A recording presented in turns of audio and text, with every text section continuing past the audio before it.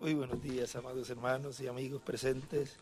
mwaramutse inshuti bene data muri hano mu by'ukuri n'umugisha udasanzwe hamwe n'ihirwe ridasanzwe gushobora kuba ngaha ndi kumwe namwe muri Quito Equateur ngaha mu ikoraniro rya Mondata Francisco ndetse n'abandi bakozi b'Imana bose bene data n'abashiki bacu bo ngaha muri Equateur hamwe n'abo mu bihugu bitandukanye byongeye ndetse no kuba dufise mwene data mu kwizabutumwa Miguel Bermúdez Marín ari kumwe natwe n'umugore wiwe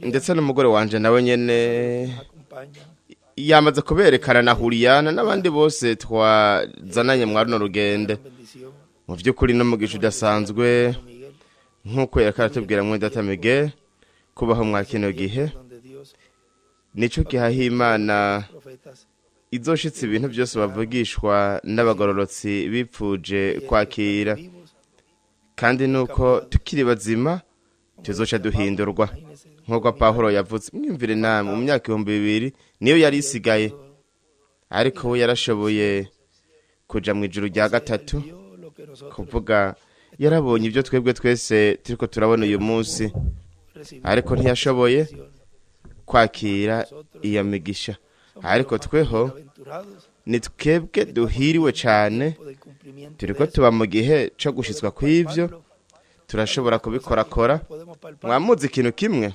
ingene dushobora kubikorakora ni turiko twikorako twebwe dukora kuri bene data tukabaramutsa aho tuba turiko turabona gushitswa ko bwo buvugishwa ayo masezerano kandi kuri twebwe rero n'umugisha udasanzwe gushobora kuba hano bundi bushasha muri Equateur mwina misi aho twiteze ko Imana izotuganiriza ibintu byose iterezwa kutubwira kuko cyo dukeneye no kwizera ko kunyakurwa ko kuba kuzuye muri twebwe kandi kwizera ko kunyakurwa yavuze yuko kuzotangwa n'uburyo mu marayika atandukanye n'abandi ari we ariko imatare cindugwe kandi yavuze ko azoba ari mu gushizwa kwiyerekwa gihema avuga kandi ko ivyo ko ari byo bizotangwa kwizera ko kunyakurwa kandi ugukwa kwa gatatu kobaye kuri mu muntu ahantu hose hazoba hari uwo muntu hazoba hari ugukwa kwa gatatu uyu munsi kwa gatanu 14 z'ukwe 11 mu mwaka wa 2025 cigwa dufise ni ibanga ry'abasigo babiri bari imbere y'Imana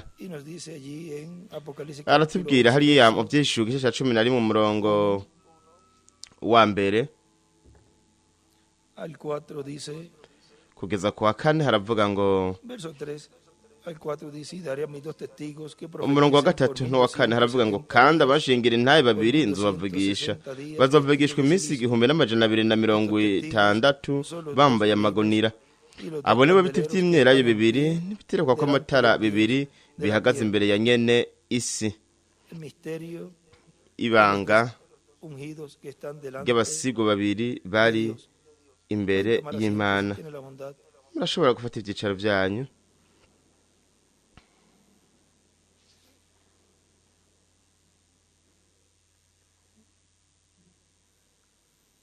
ayer estuvimos en ejo twari turi Panamá muri Panama y kandi Dios nos dio allí, Imana yaraduhaye ngaho ibintu byinshi vamos a decir muchos puntos reka tuvuge ngo utuntu twinshi que Kandi todos esos puntos se iba a tomar más tiempo, pero muku se hizo raba utuntu twose byaradutwaye umwanya munini pues más o menos. ariko twavuga yuko yabaye nk'isaha n'imiburiburi isaha Podemos ese mensaje colocarlo mañana. ubwo butumwa turashobora kubushiramwo ejo kuko ngaho harimwo ibintu byinshi byavuzwe kwari ukuhaca gusa Ay, corto. isaha n'iminota 6 ni bugufi nkuko Miguel avuga ati ni bugufi cyane rero ni bugufi cyane 3:30, 4 horas ahí. Va a pasar tiempo. ¿Y cuánto fue? ¿Una hora?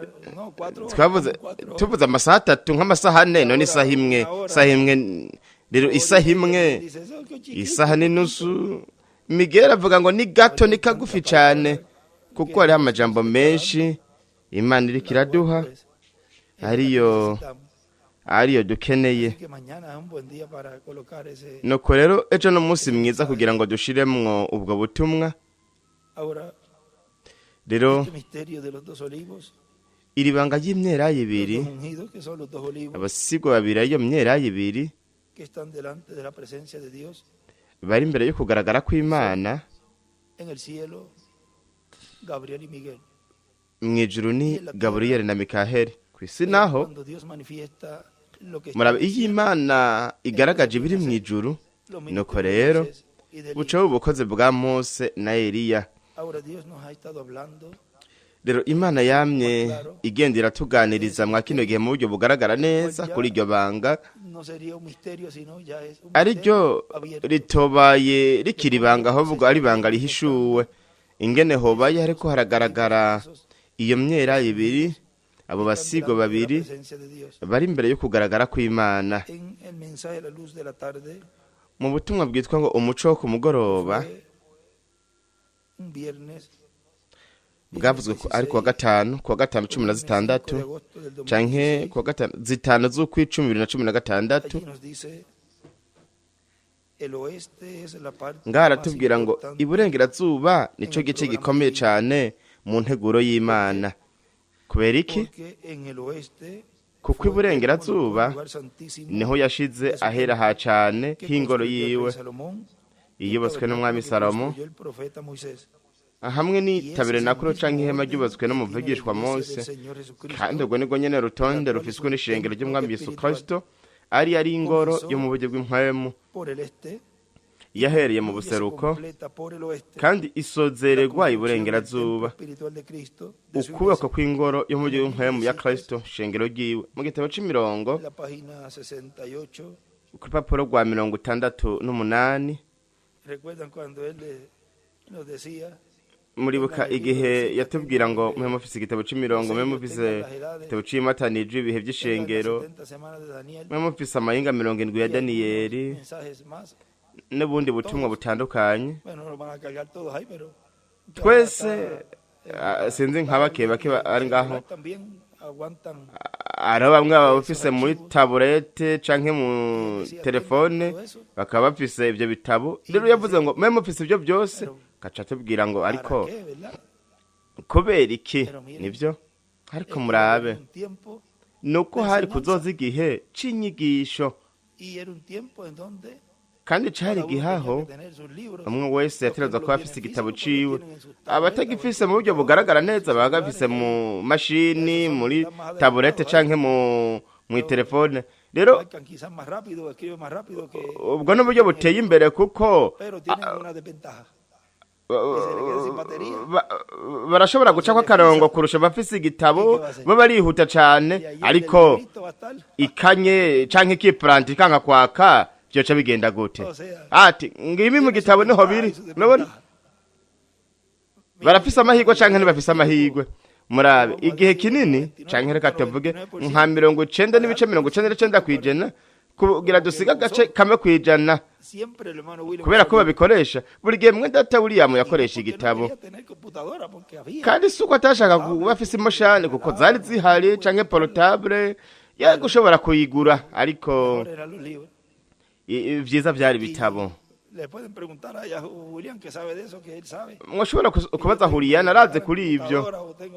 Ndafise abangabiye imashini, ariko jewe nama nkoresha ibitabo gusa, kuko ndazi ko buri kintu cose igitabo ntigishobora kwiparanta, buri gihe camba kiri ngaho. Suko ntayikoresha kuko aho mu telefone harimwo vyose. Murayibona ngiyi rimwe na rimwe umuntu ariko avuga atarenza gutwara ibitabo, ntarinde kuzararondera kugira ngo tubitere nyinshi nkuko. Ariko vyiza nuko umuntu yoba afise ibitabo. Mbega amatara agiye mu nzu ukabura uko usharija taburete vyogenda gute? Ariko umuntu wese akoresha uko ashoboye. Ntitwavuga ngo umuntu nakwiye kugira imashini canke telefone, oya, aho twaba turengeje ngo umuntu ngo ashayikoresha, oya, ashayigurisha, oya, kuko ariho bene data benshi boca batangura kugurisha amatelefone yabo amataburete no kurondera uburyo bwose bushoboka kuko byose ni nk'uko umuntu aba yumva bigombye umuntu aryohewe cyane n'imashini akaba ariyo yumva ariyo nziza aba yifise igitabo naco arica afise ni byiza kugira ngo amaso ntavura aruha buri gihe nibyo abantu bashoboye gushikako rero icingira akamaro nuko twaba turiko turumva twakira izi nyigisho ibisigaye turabironderera inyisho ni nk'uko murabe gihe twariko twubaka ihema uhereye mu mushinge kuko nungaho hari hagisigaye ibintu byinshi by'uko byosozegwa ariko hariko harasozegwa ikintu agatangura ikindi hakagenda haraboneka ibikenewe ariko ku rundi ruhande ntituvuga ngo bigenda birononekara kubw'ubukanye akagenda haraza kurume ku mabarabara ku ihema ati twakora ibi tugasubiriza iki kino gikoresho iki ariko ubwa mbere igihe twari turi mu nyubako bwite buri gihe yarambwira kuko reka tuvuge ngo hariho hariho integuro ariko y'umu enjeniyeri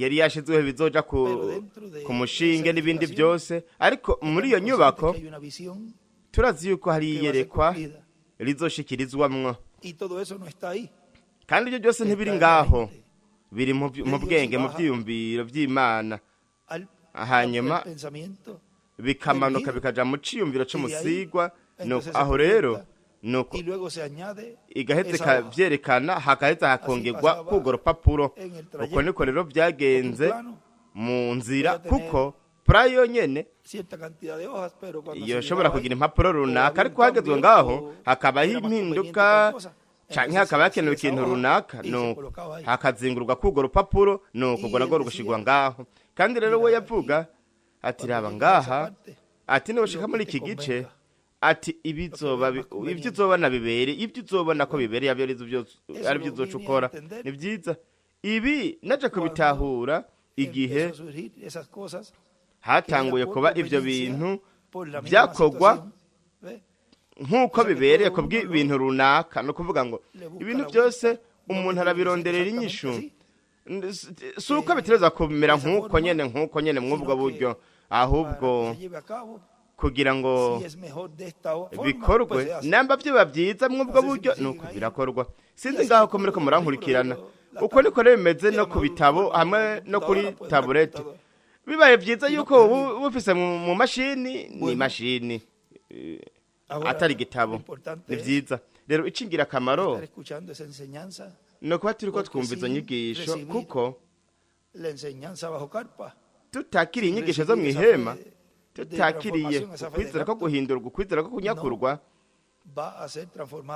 ntabwo umuntu azoheza ngo ahindurwe kandi ibyo twarabyumvise yaba Revera William Branham ariko arabivuga canke Dr. William Soto kuvuga ngo izo ni inyigisho z'urupfunguruzo kugira ngo kuronka impamyabumenyi tuzoronka aho tuzokwambikwa ubwe mu biruhoraho uhawe ubwiza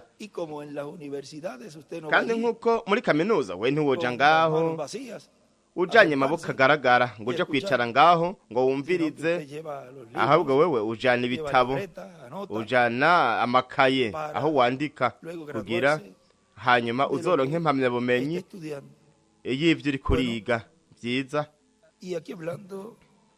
ngaha yari karavuga rero kuri ino ngoro yo mu buryo bw'impwemu ariyo mu gice cy'iburengerazuba niho hari ikibanza cyahera ha cane nk'uko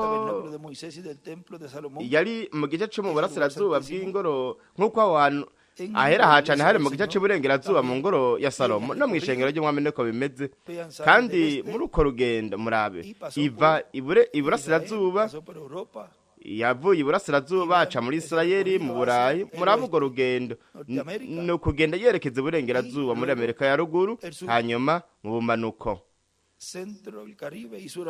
muri hagati na hagati Karayibe no mu bumanuko. Rero ku papuro rwa 38 umurongo wa 590 igitabo c'imirongo haravuga ngo kubera iki haje umuco wo kumugoroba, kubera iki hari umuco wo kumugoroba no kugira ngo ugarure.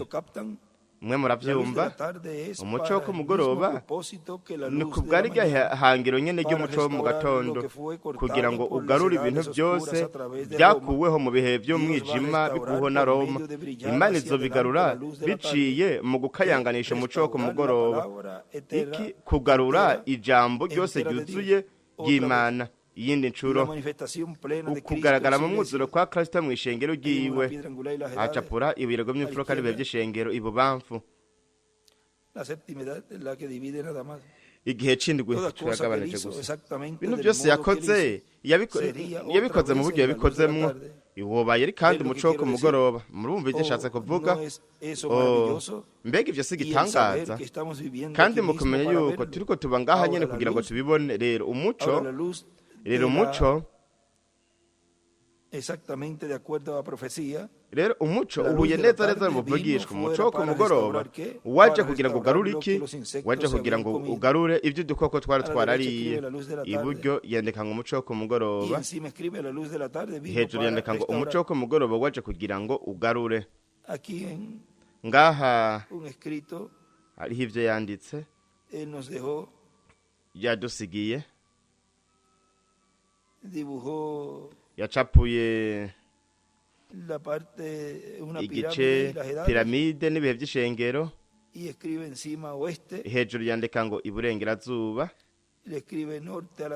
yandika mu buraruko iburyo, no mu manuko yandika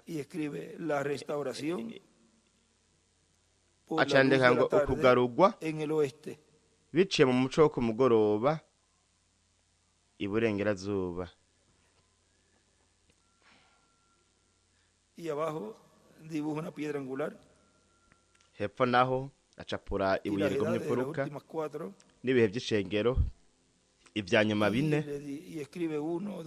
Acandika 1 2 3 na 4 kugeza 4 mu ibuye rigomye imfuruka.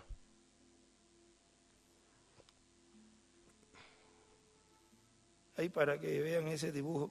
Aho no kugira ngo mushobore kubona ico gicapo. Sinzi ko babigishirako kugira ngo babone ahari iburengerazuba, ahari n'ubuseruko, ahari n'uburaruko n'ubumanuko.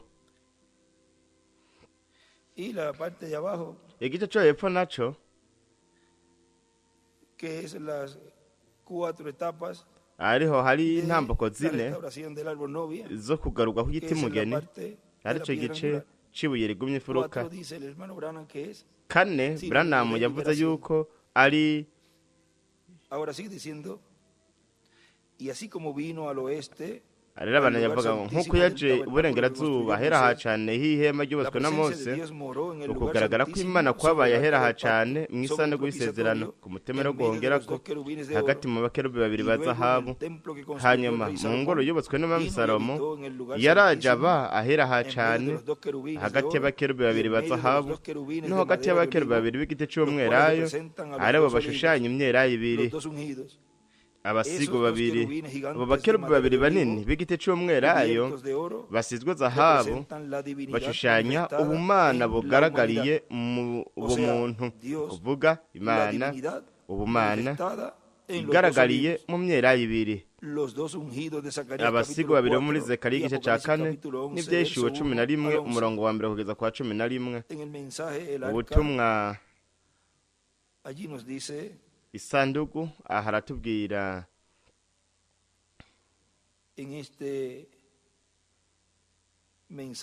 muri buno butumwa ku rupapuro rwa 19 ravuga ngo él dijo en el Antiguo Testamento ahora ustedes deberán hacer un arca. We mu isezerano rya kera murabona yuko yabaye isandugu we yarubatse urubaho mwe murashobora kubikora mu buryo aribyo byitwa bibiliya urubaho rwa shitini, ariko ubuho rwitwa ngo urubaho mwe murashobora gukora isandugu muri ibyo bintu nyene, mukayikora mukayubaka mukayisiga zahabu. Mugabe iryo sandugu ryashushanya Kristo, murabe igihe cyose ryaramushushanyije. Nowa yabaye urugero rwa Kristo ariko araca inzira, ni nako na Mose byagenze. Rero mwitwararike murabe isandugu y'isezerano, yavuze ngo ryategerezwa kuba rikozwe mu rubaho risizwe zahabu. Buri muntu wese azi ibyanditswe arazi yuko izahabu ivuga ku bumana, igiti naco kivuga ku bumuntu. Ayo bapfu yandika ngo igiti bingana ubumuntu bw'umuntu, igiti cyangwa urubaho bingana ubumuntu bw'umuntu, izahabu bingana ubumana. Nico gitanga mushobora kubona yuko muri bajye bakerubi banini yubatse Salomo bari bakozwe mu rubaho. Hanyuma murabe namwe mu kuba bari ahera ha cyane yaterezwa kubasiga zahabu, ari ishushanya ubumana. Rero nkuko ubumuntu bwari ngaho imbere, koko murabe mwihema rya Mose byose yari zahabu gusa, nta buryo namwe bwari buhari bwo ko ngaho hoba canke haboneka ikintu cyashushanya ubumuntu. Kwari kugaragara ko Imana kwari kuzuye inzu yose nk'uko yavuze ngaho, ko batashobora kuhakora kuko ubwiza bw'Imana bwari bwuzuye iyo nzu. Rero murabe mwihema mu ngoro ya Salomo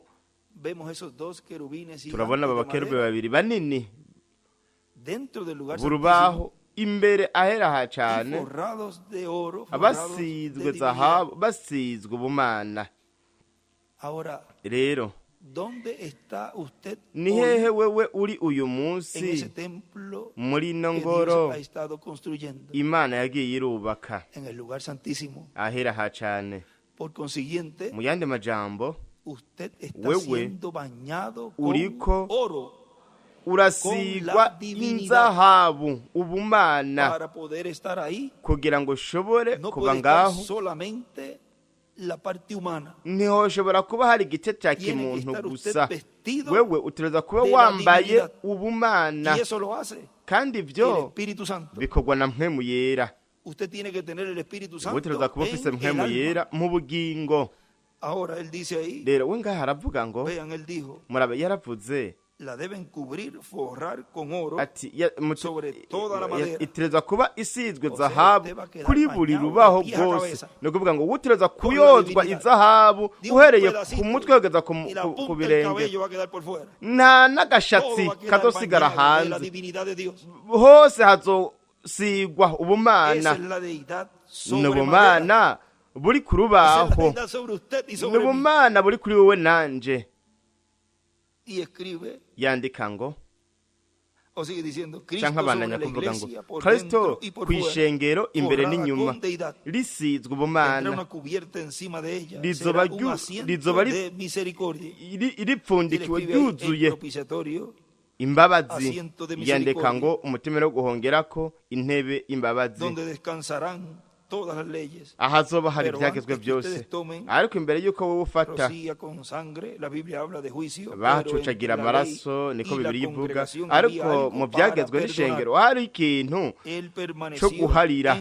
We yagumye mu kibanza ciwe, kandi ngaha turashobora kuvuga kuri uwo murongo uwo mutima wo guhongerako yavuze mu gitabo by'ishengero kidakosoye, ku wundi mutemero wo guhongerako, umutemero wo guhongerako mushasha. Rero amananya avuga ngo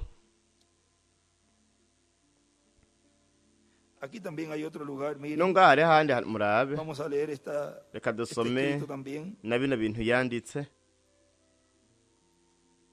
donde él nos dice, aho yatubwiye ngo escribe allí, el plano que Dios yanditse le ngaho mostró a Moisés integura Imana en el yeretse monte Mose ku es de musozi acuerdo a lo que hay en el cielo. ihuye n'ibiri neza neza mu Y ijuru. Moisés colocó el Kandi tabernáculo Mose y en yashize él todas las itabernákulo cosas que vio. muri ryo ibintu Un byose candelero yabonye, igitereko escribe kw'amatara con 7 lámparas, yandika ngo kiriko le escribe amatara encima. ndwi yavyanditse La mesa de hejuru, los panes de la proposición imeza con iriko los panes, imitsima el y'imiterekegwa, altar de oro, del igicaniro ca incienso, zahabu, con un censario. imibavu hamwe Y otro párrafo escribe, en n'imibavu. el cielo, Ku wundi murongo yandika ngo delante de mw'ijuru la presencia de imbere yo Dios, kugaragara están kw'Imana los dos ungidos hari de abasigo babiri Zacarías, muri capítulo Zekariya 4, igice ca kane del 1 al 14, rimwe kugeza ku 14, Apocalipsis 11, ivyeshuro igice ca 11 gatatu y kugeza ku así 19. en su iglesia se Ni- hace carne bityo rero mu en ishengero su ryiwe ángel. yambara umubiri Un ángel muri es marayika un wiwe, mensajero. marayika n'intumwa, y es también el trono del byongeye Señor Jesucristo ni y intebe es y'umwami los Yesu dos Kristo querubines. kandi n'abakerubi babiri. Y ahí dibuja Urabe una piedra angular acapura a la izquierda, ibuye rigumye imfuruka porque es ahí en ibubafu, ese lugar kuko ni donde ngaho muri ico esto kibanza se aho estaría ivyo llevando a cabo. vyobaye biriko birakorerwa. Ahora sigue diciendo acá donde nos detuvimos. Rero bananya kuvuga hano Y hato ahora twagarukirije hemos rero identificado el tiempo twaramaze para la kumenya luz de la igihe tarde, c'umuco wo ku para el mugoroba, tiempo en que el programa divino burya en el integuro templo y'Imana espiritual mu de ngoro Cristo y'umujyi esté w'inkwamo ya en la Kristo etapa de la piedra izo biri mu angular. ntambako y'igihe c'ibiro Porque la edad de la by'imfuruka, piedra angular es kuko la igihe c'ibiro edad by'imfuruka del lugar ni igihe santísimo cahera del cane templo h'ingoro espiritual de Cristo. y'umujyi w'inkwamo ya Kristo, Y el lugar santísimo del tabernáculo kandi que construyó Moisés ahera cane h'ingoro templo yubatswe que na construyó Mose el rey Salomón n'ingoro yubatswe n'umwami estaba Salomo donde? vyari En el biri oeste. hehe iburengerazuba, tan sencillo como eso. byoroheje cane nk'uko. ¿Y dónde estaban None ni hehe hari los dos querubines de madera abakerubi de babiri olivo? b'igiti En c'umwelayo el oeste también. n'iburengerazuba naho nyene En vyongeye. el mensaje, Mu butumwa Cristo es el misterio de Dios revelado. Kristo n'ibanga ry'Imana rihishuwe, En la página ku rupapuro 27 rwa 27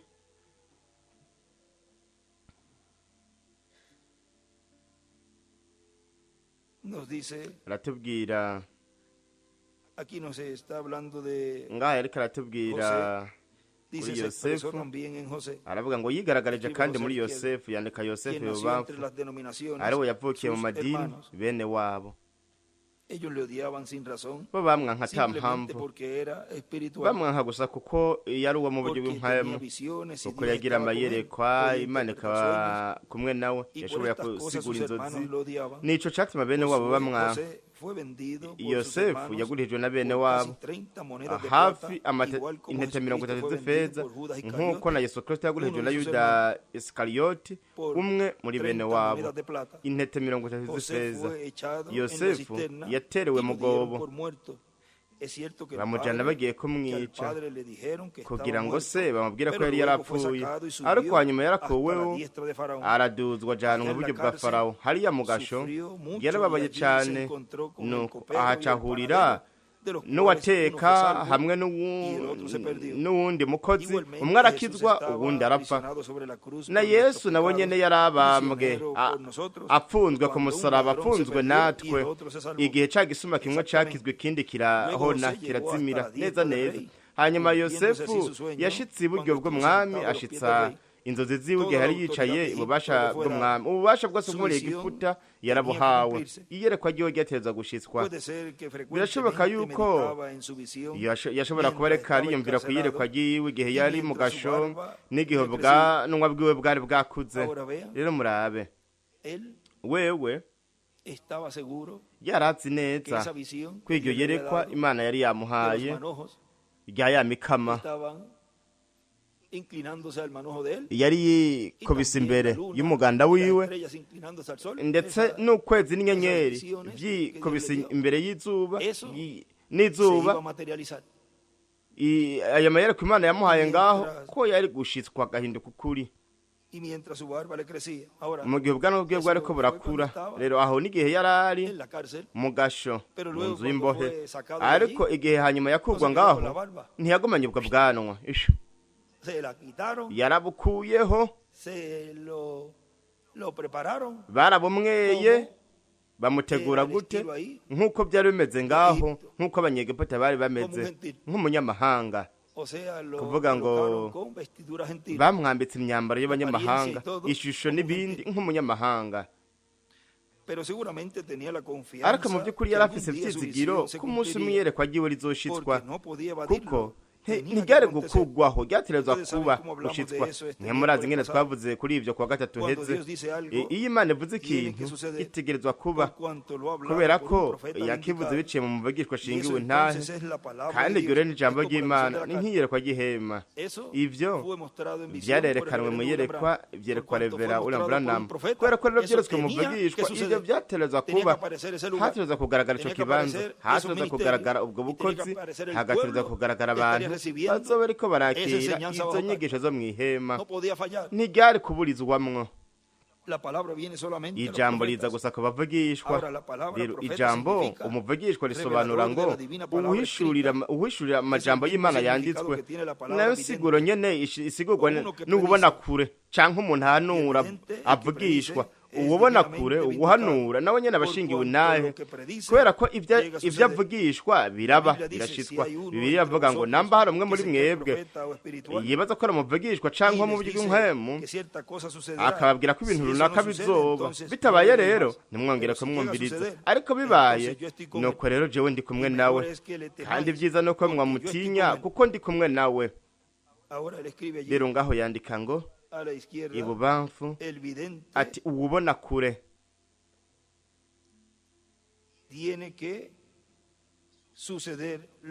ivyo avugishijwe bitegerezwa kuba ico arico kimushingira intahe hepfo yandika ngo umuvugishwa bingana uwishura ijambo ryanditswe umuvugishwa bingana uwishura ijambo ryanditswe uko reko tumenya ko ari ibyo kuri canke ko atari ibyo Imana iri kurihishura ubundi bushasha ijambo ryayo biciye mu bantu Imana gusa ivuga biciye mu muntu rero murabona yuko mu gitabo c'ibintu reka duhanze duhagarare gato ngaha we yaratubwiye igitabo c'ibintu by'ishengero gikosoye yaratubwiye yuko ugushingirwa ntahe murabe ugushingirwa ntahe ko muvugishwa ni nuko ivyo avuze bitegerezwa gushitswa naho vyoteba igihe kingana gute kandi ivyo we yarabivuze mu gitabo c'ibintu by'ishengero papuro rwo muri 1935 gihe yari ngaho ariko aravuga ku nteguza kandi ko azoba ari gushingirwa intahe kw'iyo nteguza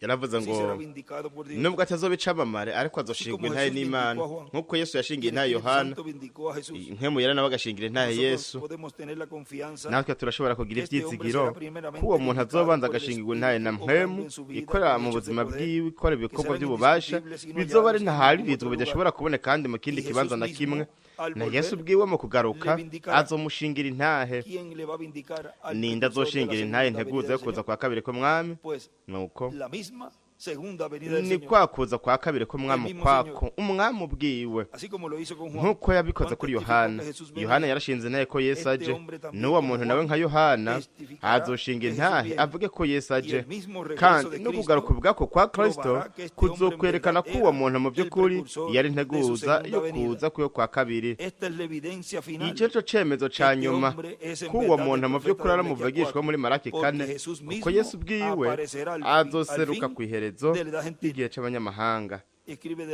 yandika ngo ikiringo c'ubuntu azogaragara hehe ryari kw'iherezo y'ikiringo c'ubuntu nuko rero hazoba harenze kuri ba bandi bamwanka rero murabe nimba Yesu ubwiwe avuze ngo azogaragara no kuvuga ngo ukuza kwa kabiri k'umwami we hano mu gitabo c'imirongo ku rupapuro rwa 59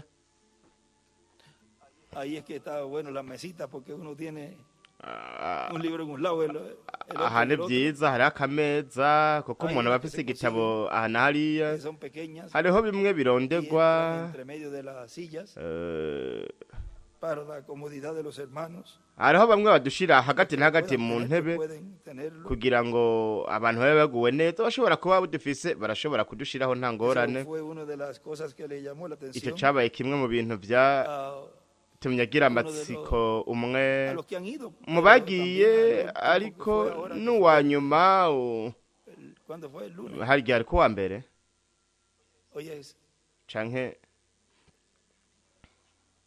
Hoy es viernes, pues fue el lunes. canke ni kuwa gatanu kuwa mbere El lunes porque kuwa mbere kuko sí, kuwa mbere este lunes pasado estuvo kuwa mbere allá uheze nari hariya en Calley, muri el Kayeye rabino Eliao Bilbao.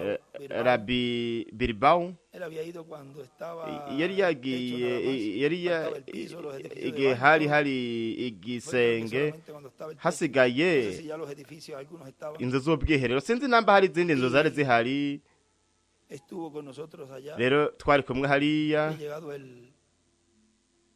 No, fue martes entonces porque llegó el lunes. sinzi ko yashitse yashikanye kuwa kabiri ariko hari kuwa mbere noho yari mu Y ihema estuvo caminando. yereka aragendagenda rero Después que platicamos, angaho nyuma yo kuyaga cuando vio las mesitas, nabonye akameza porque kuko ellos, los hebreos, los judíos, abaheburayo abayuda bariga con sus mesitas también. bafise n'utumeza vyongeye Y si no, pues tienen una mesa larga. Y se bitari uko sientan naho ahí baba para bafise estudiar. imeza nini cane bose bakabicaye ngaho bariko bariga Y si ustedes hacen así igual también. aravuga ati rega namwe mubikora nk'uko tubikora Ahora recuerden que Pero- estamos en una edad mwibuke judía, yuko turi mu gihe c'abayuda que tiene que haber siempre algunas buri gihe cositas tureza kuba utuntu runaka de similitud.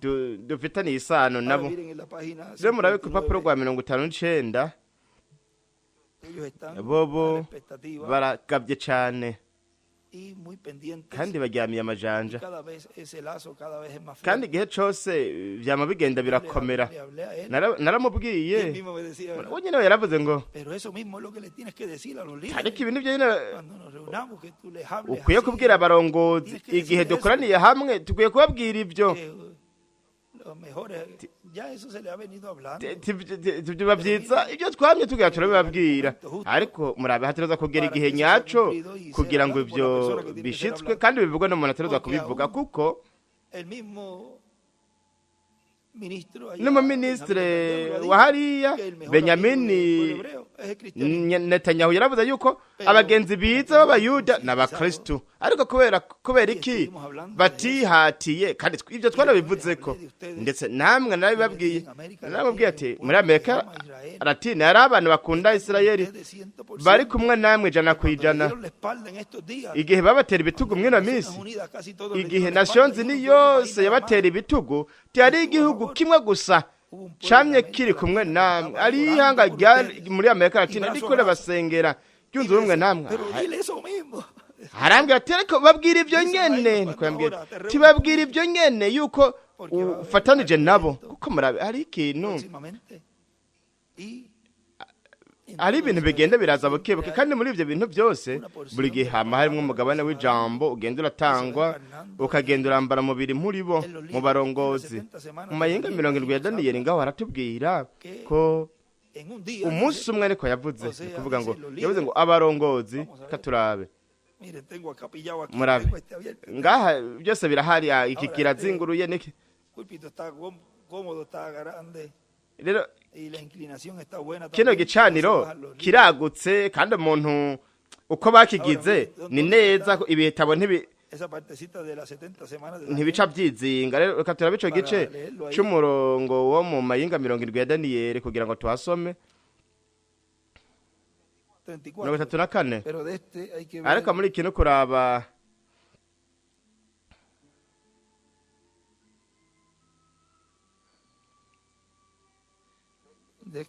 muri iki mfise ngaha harasize ivyo biri ngaha ku rupapuro rutagaburikana kabiri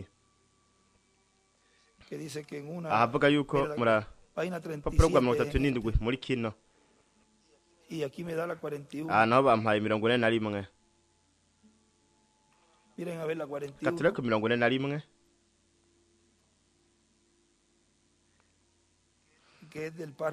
ari hari ku murongo ngana kwijana 52 atangura kuvuga ngo ikindi kintu gihibiri umwana wanje hamwe nanje Mira, Miguel, si es ahí para dar la página. reka nimurabe ko urwo rupapuro arirwo Sí, yego página, la de ustedes, la 41. umucanyo ni ku 41 Bueno, el párrafo que voy a leer es que donde umurongo dice que nagira al final nsume dice, ni ku iherezo ryaha ahavuga ngo igihugu kizovukira umunsi umwe mu barongozi cada uno de ellos diría, umwe wese muri bo sabemos eso, azovuga ati ibyo cuando turabizi ese rabino diga igihe abarobe eso, bazovuga eso ibyo lo establece. ibyo Una bizoca nación bituma igihugu nacería cose en un kivukira umunsi umwe Israel isirayeli nacería en un día. izovukira umunsi umwe Y escribe 10 yandika ngo octavos, umunsi w'umunani nacerá una nación. igihugu kizovuka ¿Qué página es?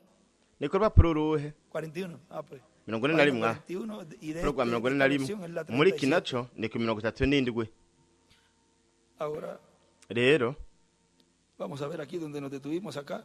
reka turabe ngaho twari Vean twagarukirije Que murabe él murabona yuko dice we que aparecería al final, al yavuze fin yuko azogaragara ku de la iherezo dispensación de la gracia, ry'ikiringo c'ubuntu de la edad gentil, que es la dispensación de mu la gihe gracia. c'abanyamahanga arico gihe Ahora arico él mismo lo kiringo c'ubuntu rero vindicaría.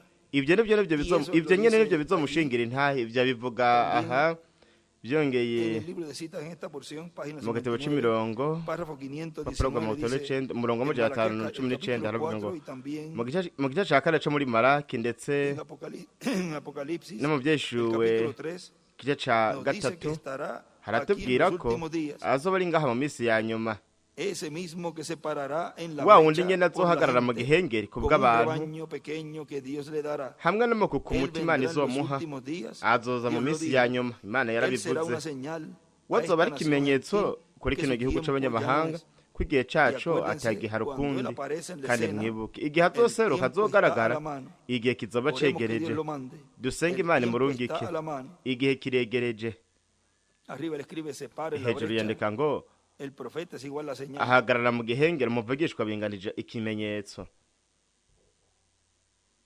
Tan pronto como su ministerio se acabó, ubukozi bwiwe bumaze o kurangira sea, ubwo nyene hablando de Juan el Bautista, ni ukuvuga ariko aravuga kuri yohana umubatizi el Mesías se Mesías presentó él mismo. yaciye yerekana we nyene Tan bwiwe pronto como esta gran persona que uwo muntu vendrá nawe en los akomeye últimos cane días azoza mu minsi ya nyuma amaze acabará su kurangiza ministerio, ubukozi está hablando del bwiwe cuarto Elías, ariko avuga kuri Eliya wa el kane Mesías se presentará él mesiya mismo. azokwigaragaza we nyene bwiwe Arriba escribe en el margen hejuru arriba, el yandika muri Mesías marge vendrá. hejuru yandika ngo mesiya azoza Y abajo escribe hepfo naho cuando yandika ngo termina su ministerio, niyo yarangiza ubukozi el bwiwe Mesías aparecerá. mesiya se azoseruka presentará él mismo. azokwiyerekana we nyene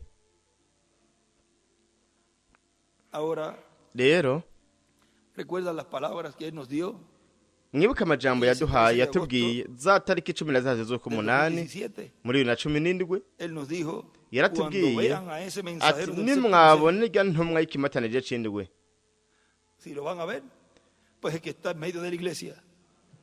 niba muzoyibona ni uko izoba iri hagati mu ishengero birumvikana hariya niko babivuga ati birumvikana namba bazobona umuvugishwa bazobona igikoresho muri unyama none ni gute bakwiyumvira yuko hoza umuntu yagiye kugira ngo ashitse ivyo Ellos van a regresar.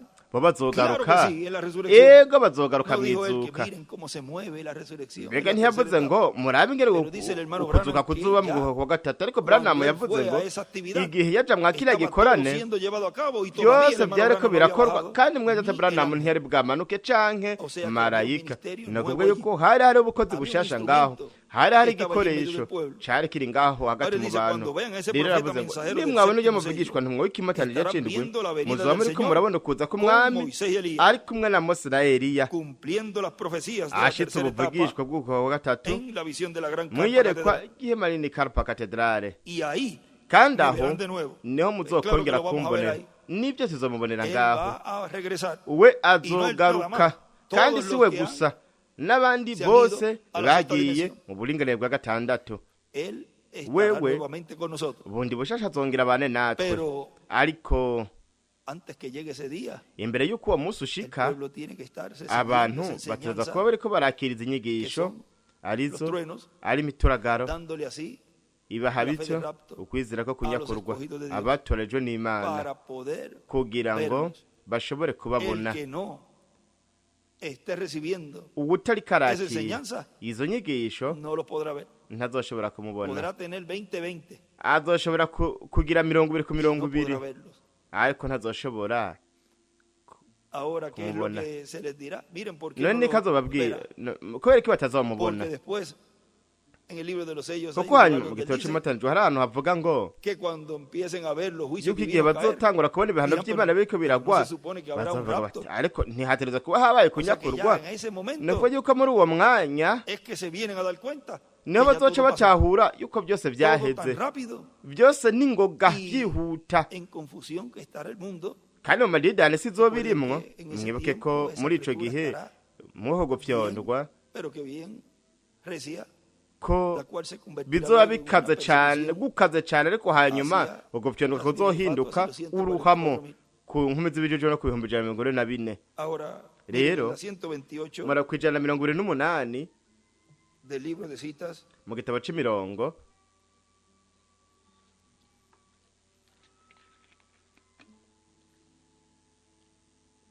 cuando Jesús vino igihe Yesu yaza we yaje cumpliendo lo que fue hablado ashitsa acerca ivyari de él. vyaravuzwe kuri we, Él fue el cumplimiento de la palabra we yabaye gushitswa kw'ijambo siendo traída ahí a vida. ririko rirazanwa rishigwa ngaho mu buzima.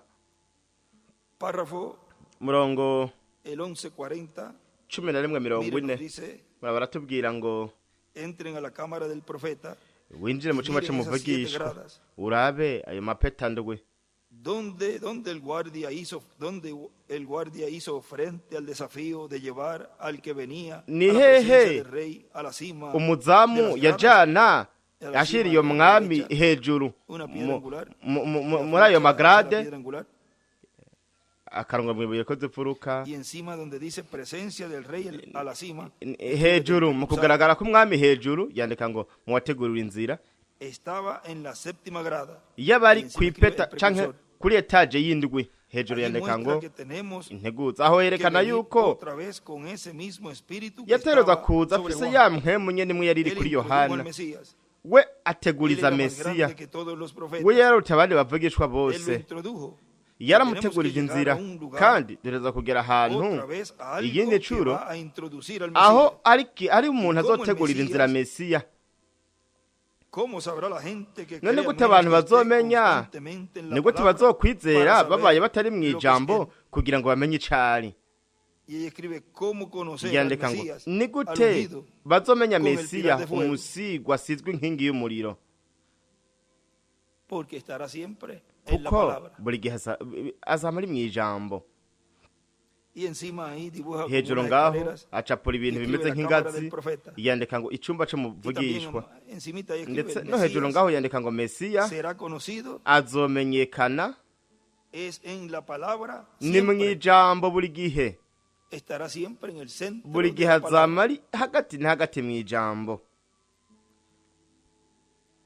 Ahora, Rero allí creo que nos quedamos con ngaho ndibaza yuko twasigaje con un escrito que no leímos, miren, ikintu yanditse En la tutasomye 59, no sé si mirongo leí. itanu n'icenda, sinzi namba nabisomye, del párrafo ku 519, murongo w'amajana 519, ya en la última oración donde dice el ku Mesías se murongo wa nyuma presentará él havuga mismo ngo debajo Mesiya del ubwiwe Mesías, azokwiyerekana munsi ya Mesiya, allí el ungido. yanditse ngaho ngo umusigwa, para que lo tengan allí. kugira ngo naho mube muhafise.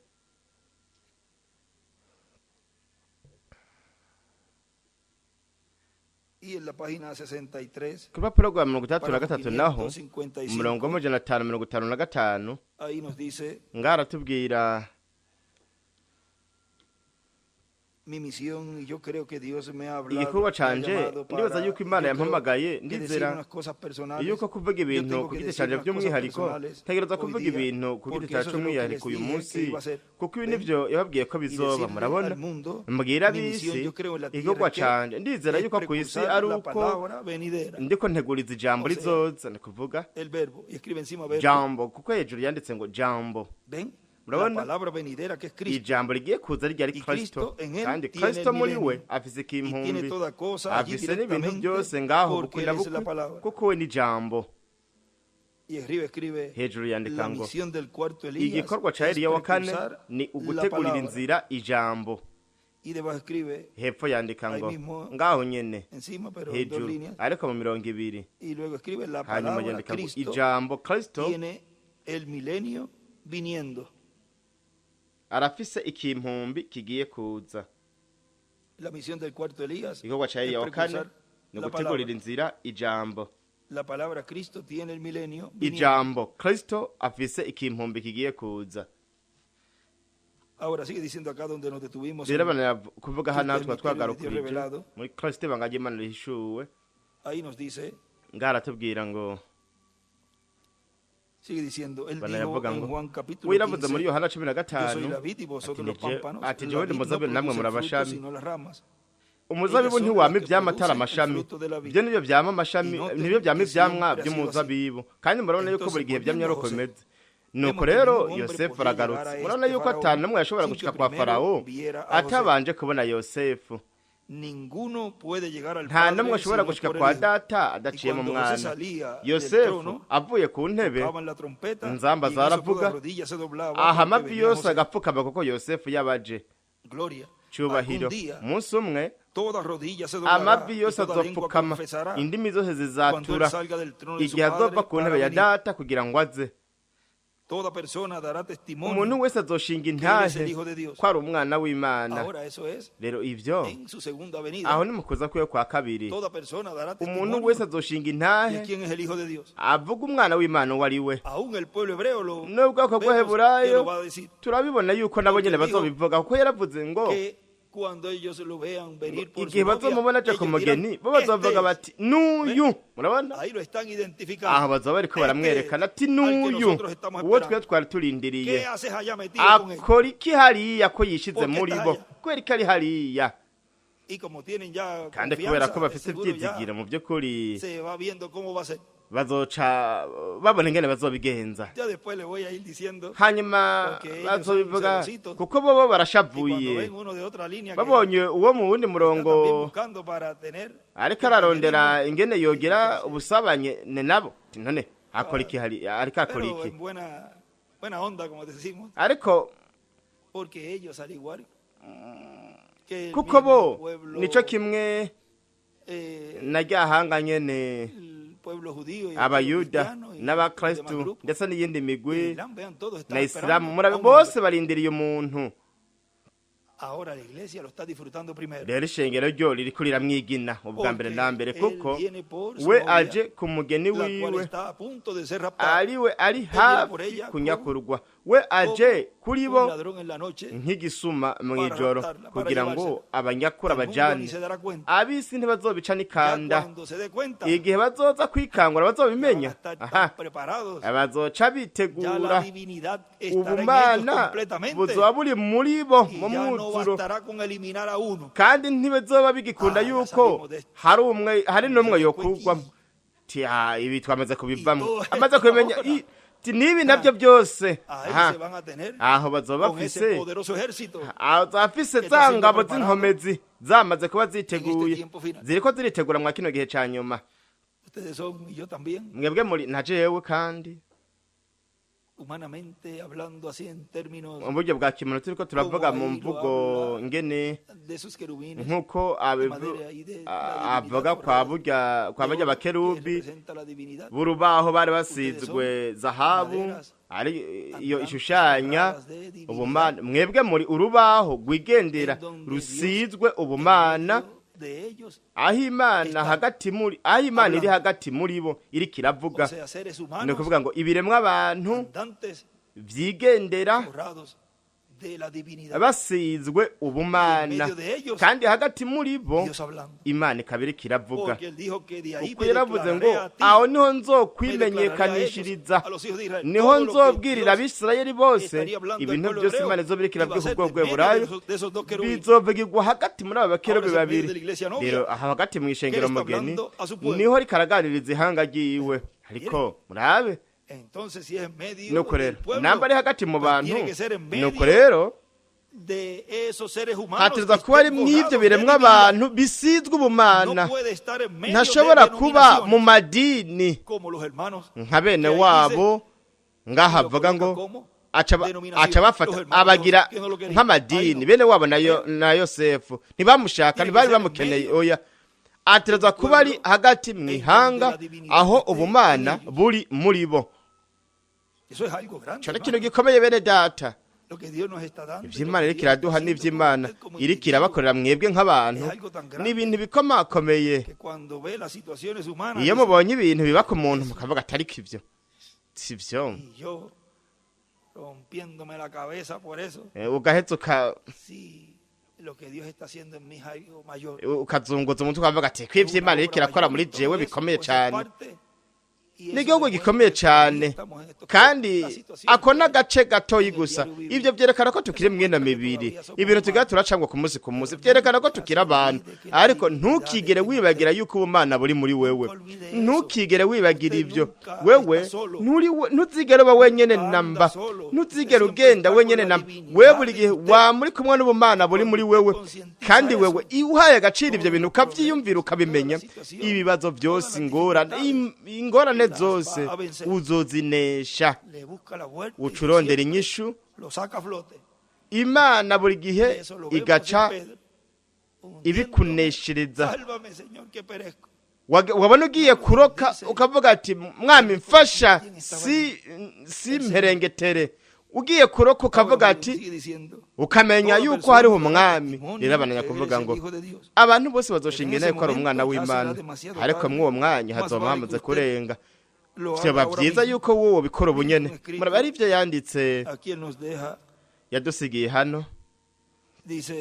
Aravuga Yesu Kristo nka Yosefu yashikije ukuza kwe kwa mbere mu buseruko Isirayeli mu isezerano rya kera.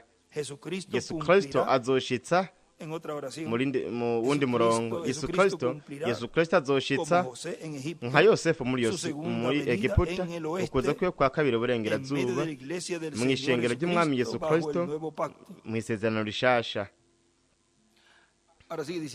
Rero nakuvuga ni ku rupapuro rwa 28 muri Kristo ibanga ry'Imana rihishuwe. Twashobora gutanga uburorero bwinshi, ariko turabona by'umwihariko Dawidi yaseze intebe yamaze kwankwa n'abantu biwe.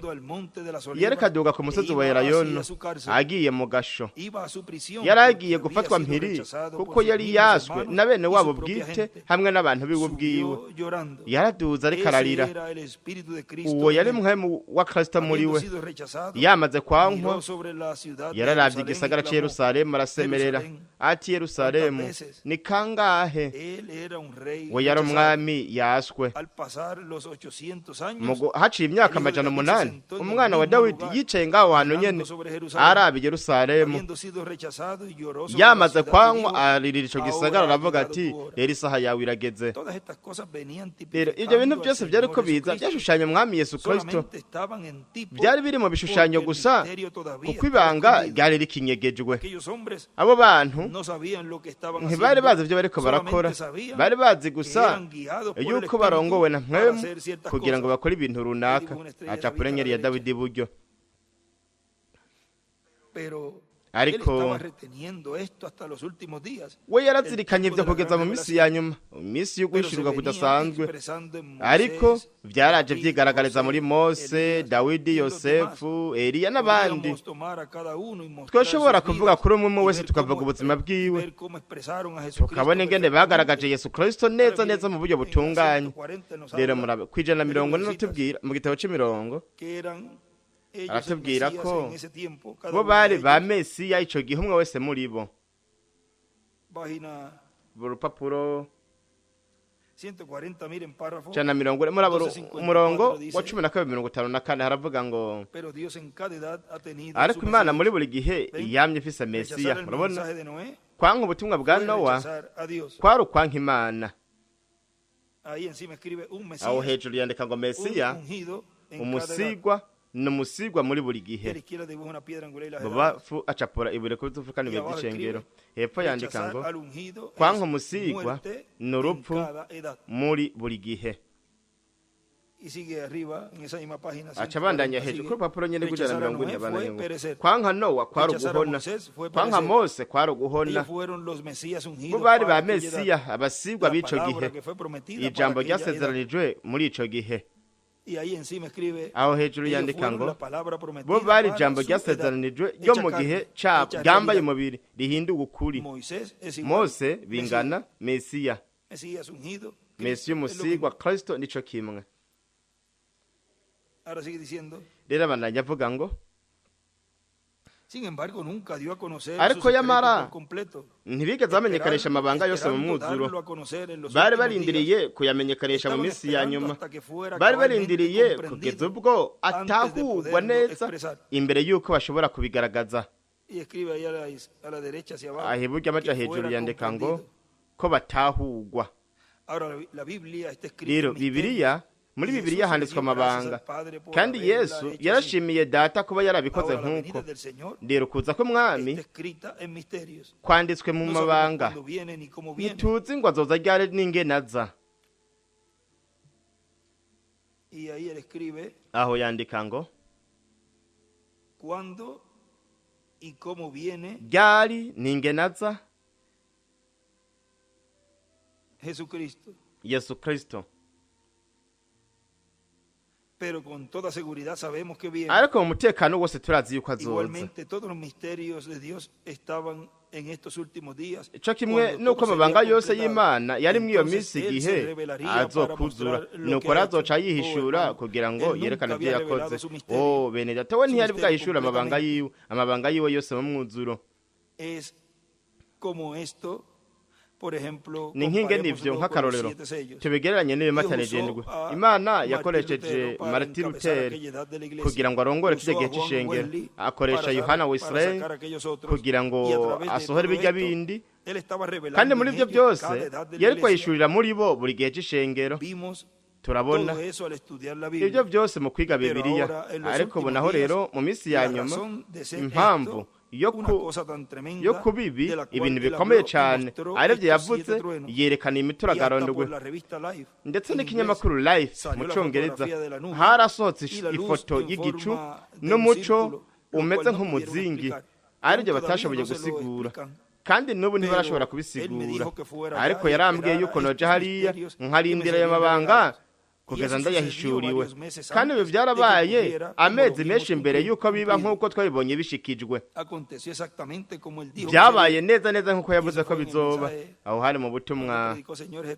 igihe yavuga ubutumwa bwitwa ngo bagabikire ico gihe ibyo mwabibonye mu ifoto y'igicu haboneka marayika mu ruhande rw'iburyo igihe yari karamanuka agenda arafata ishusho umutwe wiwe wunamitse amababa yiwe ahindukiriye ibubafu ni ukuvuga ngo amababa yiwe yari ashanje umutwe wiwe uhengamiye ku ruhande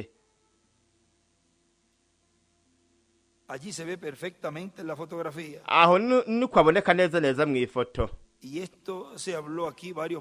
kandi ibi byaravuzwe ngaha amezi menshi mbere y'uko biba atubwira yuko azokoraniriza hamwe umubiri w'abizera kugira ngo bazanire utuntu twa nyuma utuntu twose tw'utuyonga twagiye turasigwa tudahishuwe neza aho yandika ngo marayika w'indwi mu gicu c'abamarayika rero ngaha hejuru esa página 29 kuri urupapuro rwa 29 murabaho yanditse ngo buri gihe cyose c'ishengero cyahishuriwe muri marayika wa buri gihe WMB, o sea, William Marion Branham. WMB no kuvuga William Marion Branham iburengerazuba muri Tucson ni ishusho n'ingero ya Eliya wa gatanu muri Amerika arindire yuko huzura ishengero Kristo akava ku ntebe yo kutuvuganira akabaha igitabo kibahesha uburenganzira igitabo cy'imatanije ndwi ibyashuwe 10 rimwe kugeza ku 11 11 kuri rimwe kugeza ku 14 ubu ni marayika y'inkomezi yivuga nk'uko intare yivuga ituragara ndwi igaturagara amajwi ya murabe akamenyekanisha ko atagiye gihari ukundi y Apocalipsis 11 pues cyesha 11 naho ni imyera ibiri Ahora, si el quinto Elías está en el namba oeste, Eliya wa gatanu ari en la tierra de América, burengerazuba esperando mu que gihugu la ca iglesia Amerika arindiriye se yuko complete. ishengero ryuzura ¿Para qué? Para luego. kugira habiki Miren, kugira ngo escrito- hanyuma mu byo Ese yanditse escrito nada más. ibi yanditse Como gusa ese escrito es un mensaje. hamwe n'ibi yanditse ni ubutumwa Ya está bwuzuye todo aho eso harimwo condensado byose ahí. byose bipfunyapfunyirijwe aho Esperando que se complete la arindiriye iglesia y yuko Cristo huzura salga del trono de intercesión ishengero kristo akava ku ntebe y le dé el kutuvuganira título de propiedad. akabaha igitabo O sea, gihesha es- uburenganzira ni ukuvuga ko Ese instrumento, ese velo de carne, ari ico gikoresho mu estaría en la nyama iglesia, azobera hagati mu en ese ishengero entrelace muri uku dispensacional. gusobekerana kw'ibiringo Ahora sigue diciendo acá en rero el mensaje que estamos banajya leyendo, mvuga ngaha mw'ubu butumwa turiko la luz de la turasomamwo tarde. umuco wo ku mugoroba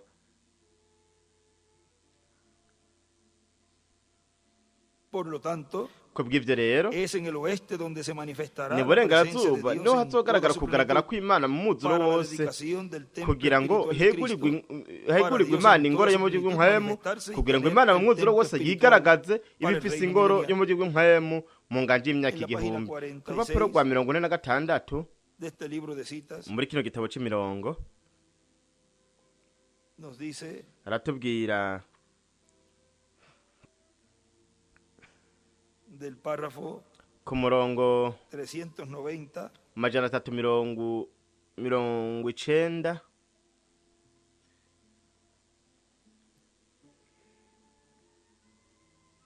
dice, él dijo, yo soy aravuga ngo alfa y omega. yaravuze yuko ndi alfa na En otras omega palabras, mu yandi yo seré majambo supremo en lo primero y seré nzoba supremo en lo postrero. nzoba La luz sale en el este y uwi se pone en el mukuru oeste. mu bya mbere na Ha sido un mukuru mu bya tiempo nyuma umuco lúgubre y oscuro, cabaye igihe c'umwijima lúgubre y oscuro, cabaye igihe c'ibipfungu n'umwijima pero habrá luz al ariko hazoba atardecer. umuco ku mugoroba Él reveló su suprema deidad. we a la yahishuye primera iglesia, ubumana bwiwe mu ishengero Está rya bien mbere eso? efeso Bueno, ibyo ahora mwabibonye fíjese, ni cada byiza rero una de estas mwiyumvire iglesias buri rimwe viviendo mwana por aquí, amashengero él se reveló rikoreraza a sí nga mismo we en la yishuye deidad, ubwiwe mu solo en bumana su forma glorificada. gusa mu buryo Pero buhawe en esta ubwiza última, ariko él muri viene aka a ser kanyuma Zeta, aza kuba escribe omega, el nuevo al Omega, principio original. uwa El nuevo al mbere, principio original. ubundi bushasha mu ntango mu primero y el nkomoko último. murabona uwa mbere n'uwa Y a la nyuma izquierda escribe A, ubu bapfu yandika Zeta. ngo a y arriba escribe la luz, hejuru yandika En el ngo oriente. umuco mu buseruko y hace unas líneas flechas hacia la derecha. aca akarongo Mira, para ¿Quieres esto que te funciona busque? también el teléfono, ¿ves? murabona ivyo no muri telefone birakora Le saca uno provecho. umuntu Para que vean arabibyaza aquí esa umusaruro parte, va a poner kugira ngo murabice reka tubishire ngaha ahí. aha Porque este escrito no sé si kuko ibi yanditse lo sinzi habíamos hecho, namba lo habíamos leído, pero poquito twari más twarahasomye ariko en años anteriores nko mu myaka iheze para que vean mu lo que está myaka escrito yabanje allí. kugira ngo mubone ibyo yanditse ngaho Y hay algunas páginas por ahí también escritas del libro de hariho n'izindi mpapuro kandi yagiye arandika ko ibintu mu gitabo c'imirongo debe estar en uno de los tomos, pero vean, escribe la Hataza luz kuba en el oriente, yanditse ngo umuco mu burasirazuba n'akarongo kava ngaho alfa arufa en el oriente, primera avenida. mu buseruko kuza kwa mbere Ajá, ahí está. yangibi Y la luz en el umuco oeste, iburengerazuba Omega. omega en el occidente, segunda avenida. iburengerazuba kuza kwa kabiri ni arufa Y es el omega. kandi ni omega O sea, donde se está ni cumpliendo ukuvuga ngo la ahariko segunda hashikirizwa avenida es ukuza en kwa el kabiri oeste, ni iburengerazuba América. mu gihugu ca amerika Ahora miren rero murabe estas palabras que él dio allí muri iri jambo yatanze ngaha en la gran carpa, eso fue el 25 mu de ihema octubre hari del 25 z'ukw'icumi 2016 palabras en el lugar santísimo. ijambo ahera ha de la gran cane carpa catedral, mu ihema dijo nini karpa allí, katedra aho yaratubwiye ngo Es muy importante entender ni ingirakamaro que cyane todo templo gutahura dedicado yuko a Dios en ingoro el yose yeguriwe cristianismo imana mu iyobokamana es para que Dios ry'abakristu esté ko ari en kugira ngo Espíritu Santo imana en el muri pueblo, mwe muyera ibe hagati mu bendiciendo al bantu pueblo, ihezagira abantu y que el área del púlpito kandi ikibanza es c'igicaniro la que nico tipifica gishushanya el lugar ahera ha santísimo cane del templo que construyó el h'ihema rey ryubatswe Salomón n'umwami y salomo del templo o hamwe tabernáculo n'ingoro que construyó el canke profeta itaberenakuro Moisés, yubatswe y es tipo y n'umuvugishwa figura mose del lugar santísimo kandi del n'ishusho templo n'ingero celestial. yahera ha cane h'ingoro figura yo mu de la gihugu piedra mpwemu angular. mu yandi majambo n'ishusho n'ingero Porque la iglesia está y'ibuye rikomeze representada en furuka una construcción, kuko en un ishengero que tiene rishushanywa diferentes n'inyubako etapas, umusozi diferentes ufise intambako Y ahora zitandukanye estamos ibihe en la parte bitandukanye alta de la iglesia, ubu rero turi mu gice que co hejuru corresponde c'ishengero a la edad de la aco piedra gihuye n'igihe angular, c'ibiruka al lugar z'imfuruka santísimo de la iglesia, ahera ha cane para h'ishengero ser adoptada, kugira para ngo recibir la doble porción, haragwe umwuzuro kugira ngo para haronke recibir la imigabane ibiri presencia de Dios, kugira ngo hakire ukugaragara como la kw'imana recibió el tabernáculo que nk'uko construyó Moisés, hashikiwe y el templo que construyó no el mwa rey rya hema Salomón, ryubatswe na mose vino la no mu ngoro presencia yubatswe de na Dios en salomo la nube, ukugaragara kw'imana y entró kwaraje al mu gicu tabernáculo kwinjira mu y itaberenakuro al templo, hamwe no mu y se ngoro posó sobre el arca del nuko pacto en medio kuja de los dos hagati querubines de oro, y ku allí isanduku estaba la y'isezerano hagati presencia de y'abakerubi Dios en el babiri lugar ba zahabu santísimo, aho hari hari sobre el ukugaragara kw'imana propiciatorio, que ahera era ha la tapa cane del arca del pacto, ku mutima wo donde guhongerako estaban las ari uwo piedras mupfundikizo wari con ku la isanduku ley, y'isezerano y el maná que fue ahari colocado allí, hari y la vara de Aarón, bya que bisata reproducía. by'amabuye na Ahora, manu recuerden na ya nkoni ya que nos aroni habló yashurika rero mwibuke ibyo yatubwiye En el libro de los mu sellos gitabo c'imatanijwe hay una porción aquí en este libro Hariho- finito que él tiene. hariho agace kamwe kari mwa kano gatabo gatoyi yari afise Cuando igihe él relata aquí, yavuga en la página hano 471, rupapuro rw'amajana 71 él dice, en eso la yaravuze ngo voz me dijo, muri no ibyo puedes ijwi ryaciye enseñarle rimbwira ngo ntushobora kwigisha las cosas ibintu sobrenaturales a los bebés by'indengakamera pentecostales. abana b'apanekoti bareke Y ahí dibuja una ahacapura la igihe fecha hacia la c'indwi n'akarongo septimedad. kerekeza mu gihe c'indwi Entonces me alzó y me nuko colocó en un lugar muy acaranduza elevado donde había ashira una ahantu reunión. hataramutse hari hari Parecía una igikorano carpa, una especie de wamengo catedral. ni hema canke ikizu kinini Ibuye na cane piedra angular. mengo ni La flecha katedrali hacia la piedra acapura angular ibuye hacia la kuzifuruka n'akarongo kerekeza mu bihe kuzifuruka aho iburyo Yo miré, y a ese nararavye lado parecía que había una aho ku cajita, ruhande wamenga hari un agakarato lugar pequeño. akabanza gato Y esa luz que ustedes ven sobre la uyu muco mwe fotografía mubona estaba ku ifoto hablando con alguien wari más kuvugana arriba n'uwundi de muntu donde yo hejuru estaba. yaho narindi O sea, en la aravuga carpa. ngo mwihema Y él escribe ahí, miren, we ngaho yanditse murabe la luz ati umuco estaba hablándole wariko a alguien. uvugisha uwundi a un muntu profeta. umuvugishwa Por consiguiente, él fue a ese lugar. mu yandi Y él majambo estuvo viendo allí we yagiye muri ico kibanza ese ministerio kandi yariko arabona ngaho ubwo con el cual bukozi Dios estaba llevando a cabo todo eso. ubw'imana yariko irakoreramwo ivyo byose Ahora, rero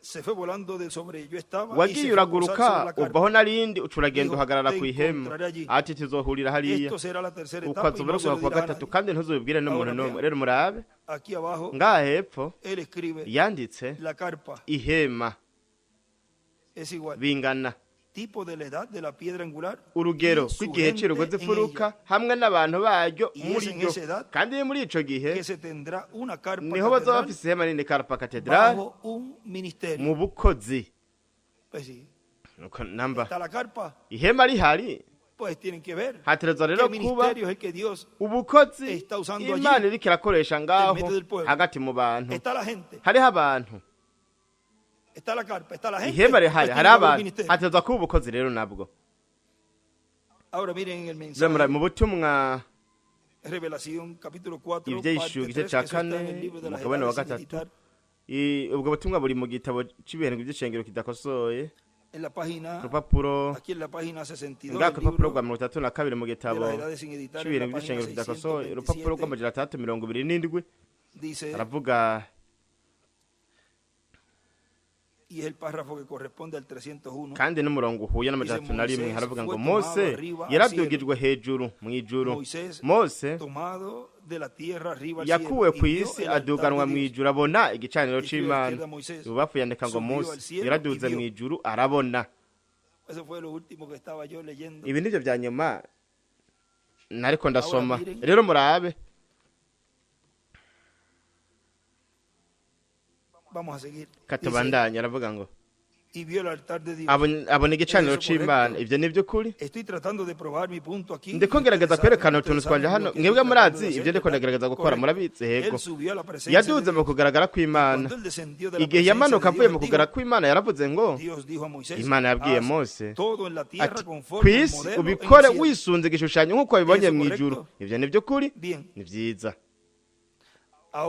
Rero nuko igihe rero igihe yubake isanduku y'isezerano yashize ko bakerubi babiri kugira ngo barinde iryo sanduku. Murabona ico arico? Yari ingoro, cari igicaniro, abarinzi b'intebe bakerubi babiri. Yavuze ngo ubabaze mu izahabu, amababa yabo uyagire akora nako nk'uko, kuko ivyo nivyo neza neza yari yabonye mu ijuru. Nivyo neza neza Yohana yabonye mu ijuru. Abo bakerubi bane ku mpande zine z'intebe y'ubwami mu ijuru, bo bari abantu barinze isanduku. Abakerubi barinze umutima wo guhongerako. Yandika ngo abakerubi babiri hejuru, acapura nibuye ko duvukana ibihe by'ishengero. Mushaka gusoma ico canditswe, nta mwanya dufise wo kuja muri ivyo. Andika mu Kuvayo 45:10 kugeza ku 22. Rero bo barinda umutemero wo guhongerako mu gihe Imana yaba iri mu bwiza bwayo Shekina. Ubwiza bwa Shekina bwari buri hehe? Ku mutemero wo guhongerako. Ivyo ni vyo kuri. Bo barinda ubwo bwiza bwa Shekina. Yandika Shekina ibubamfu. Mwumvirize bagenzi. Ivyo rero vyerekana yuko buri muneguzi wese adashobora kuza ngaho ngo afate kuri ivyo. Murabe, ntashobora kuza buri muntu wese azanegura ngo aze gufata kuri ivyo, aze gufata ngo ajye kuri iyo mano yanyegejwe, ngo ajye ku bintu biri ngaho. Cyo gituma abanegura hamwe n'abandi bose barogota bakavuga bagwanya ntibazogira umugabane mu bwami bw'Imana. Mu yandi majambo, ikibategereje n'ibihano vy'Imana. Gutegereza kuba witeguye imbere y'uko ushobora kwinjira mu kugaragara kwabo. Nkuko batinjiye biteguye abana ba Aroni binjiranye umuriro barahuye hanze. Byagenze gute? Barapfuye. Mbega ibyo byari bishingiye he? Muri ibyo byanditswe. Ibyo muri kino abo muri iki gihe bazokwinjirana umuriro barahuye hanze. Ibyo biri muri Bibiliya. Kora ako karorero kabaye. Kandi murabe, harabaye n'akandi karorero. Ni hehe? Mw'isezerano rishasha, mu gihe ca Petero, Ananiya na Safira binjiye mu cumba gito ngaho, ahari hari mpwemu yera muri Petero. Bazanye umuriro barahuye hanze, bazanye ibinyoma. Rero Imana idufashe twese tuba bizigirwa, tuba abantu bavuga ukuri imbere y'Imana, kuko yo nta na kimwe twoyihisha. Twereka nkora ibi ninyegeje, Imana ntizombona. Tuneme kugaragara kw'Imana mwa kino gihe mu gihe cyo kuzifuruka. Nige aho wewe utiretse kuba uri umwizigirwa imbere y'Imana, umuntu avuga ukuri imbere y'Imana. Mwami mfasha mbandanye nitegura. Sinahura ibintu bimwe na bimwe Mwami. Ndakeneye uwundi muco mwinshi kuri ibi n'ibi. Ndakukinguriye umutima mu bugwaneza. Ndakubwiye ati Mwami mfasha gutahura. Rinda umunwa wanje ibyumviro vyanje, simvuge ngwanye. Natahura ikintu nkore nk'uko muvugishwa wawe yavuze, ngume ncecetse. Ahubwo ndagusenge Mwami kugira ngo waba ari unyereka ivyo nkeneye, kugira ngo ntere iyindi ntambwe kugira ngo nshobore gusa nawe, ndakwegere. Kandi ikico kibanza ciza kandi c'ubwenge uwatoranijwe akwiye kugira umuntu, atari kuba ngaho imbere ukaba indyarya, ahubwo ubu mwizigirwa imbere y'Imana. Umubwira uti Mwami mfasha mbandanye nje imbere, mfasha gutahura, nyungura ubwenge. Rero abandanya avuga ngo ibintu byose byari biri ngaho hanyuma byari biri no mu ngoro yubatswe n'umwami Salomo. Iciyongerako abakerubi babiri b'igitwe c'umwera ayo basizwe zahabu banini bari bari ngaho, aribo ari ishusho n'ingero y'ubukozi bw'imyelayo ibiri, ubukozi bwa Mose na Eliya. Muri abaho bari ahera ha cane arico kibanza c'ingoro c'intebe y'Imana, kugaragara kw'Imana, kuko n'ubukozi buri imbere yo kugaragara kw'Imana. Kandi ibyo byose turabona yuko byashushanyirijwe hariya mw'itabernakule, mw'ihema ryubatswe na Mose hamwe no mu ngoro yubatswe n'umwami Salomo. Ubutumwa gukora kugerageza gukora igikorwa c'Imana atari nk'uko bigomba, ariko ubu nubwo itariki 22 z'ukwindwi mu 1935 murabe aravuga, aratubwira ku papuro rwa 38 aravuga ngo murabe igihe bo bazana bubaka ingoro bashira isanduku imbere, Imana yaramanutse ngaho mu nkingi y'umuriro. Amen. Mu gihe Dawidi yasimbasimba agasemerera, igihe abaririmbyi bose n'abaherezi bari bariko barakomugwamo bisanze bari hanze y'ubugombe bw'Imana, ariko Imana igihe yashira isanduku y'isezerano mu kibanza caryo, ndetse n'imbere y'uko bo bashira isanduku ngaho, inkingi y'umuriro yariko irabarongora ibajana mw'ico kibanza nyene, acapura ibuye ko zofura kandi biba vy'ishengero, yandika ngo inkingi y'umuriro neza neza ku mababa y'abakerubi, neza neza inyuma yahera ha cane, ikibanza c'ikiruhuko c'inkingi y'umuriro, aho yandika ngo isanduku y'isezerano bingana ijambo ry'ibuye rigomye imfuruka, ahera ha cane bingana igihe c'ibireko bizifuruka, abakerubi babiri bingana Mose na Eliya. Reka ndasubiremwe, isanduku y'isezerano bingana ijambo ry'ibuye rikomeze ifuruka, ahera ha cane bingana igihe c'ibireko bizifuruka, abakerubi babiri bingana Mose na Eliya. Abana bari kuvuga ngo kandi ubwiza bw'Imana bwari buri ngaho ku buryo bw'uko abaherezi batashobora no kubona ingene bakora. Aho yashizeho canditswe mu kanya nasoma Ingoma za kabiri kugira ngo naho muhandike, ntibanashobora no kubona ingene bokora. Ingoma za kabiri 5:14 kugira ngo muhandike naho. Amen. Izohumisha amaso y'abanyateolojiya bose niyaza ku mugeni wiwe, kuko uburyo Imana yari kuba iriko irakora ivyo hari gukenegwa uguhishurirwa kuvuye hejuru, atari kubw'ubwenge bw'umuntu, kugira ngo ushobore kubona ubwo buvugishwa buriko burashitswa. Wazotwagwa mu gicugu hagati nk'uko byabaye kuri bo, nta nubwo bazomubona agiye. Iburyo yandika ngo inkingi y'umuriro n'ibuye ko kandi biba by'ishengero.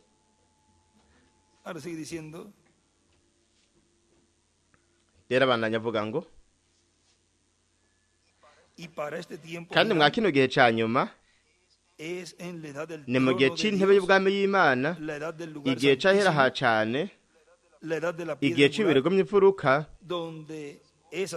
aho ivyo bintu bizoshikirizwa mu buryo bugaragara neza nk'uko byasezeranijwe n'Imana.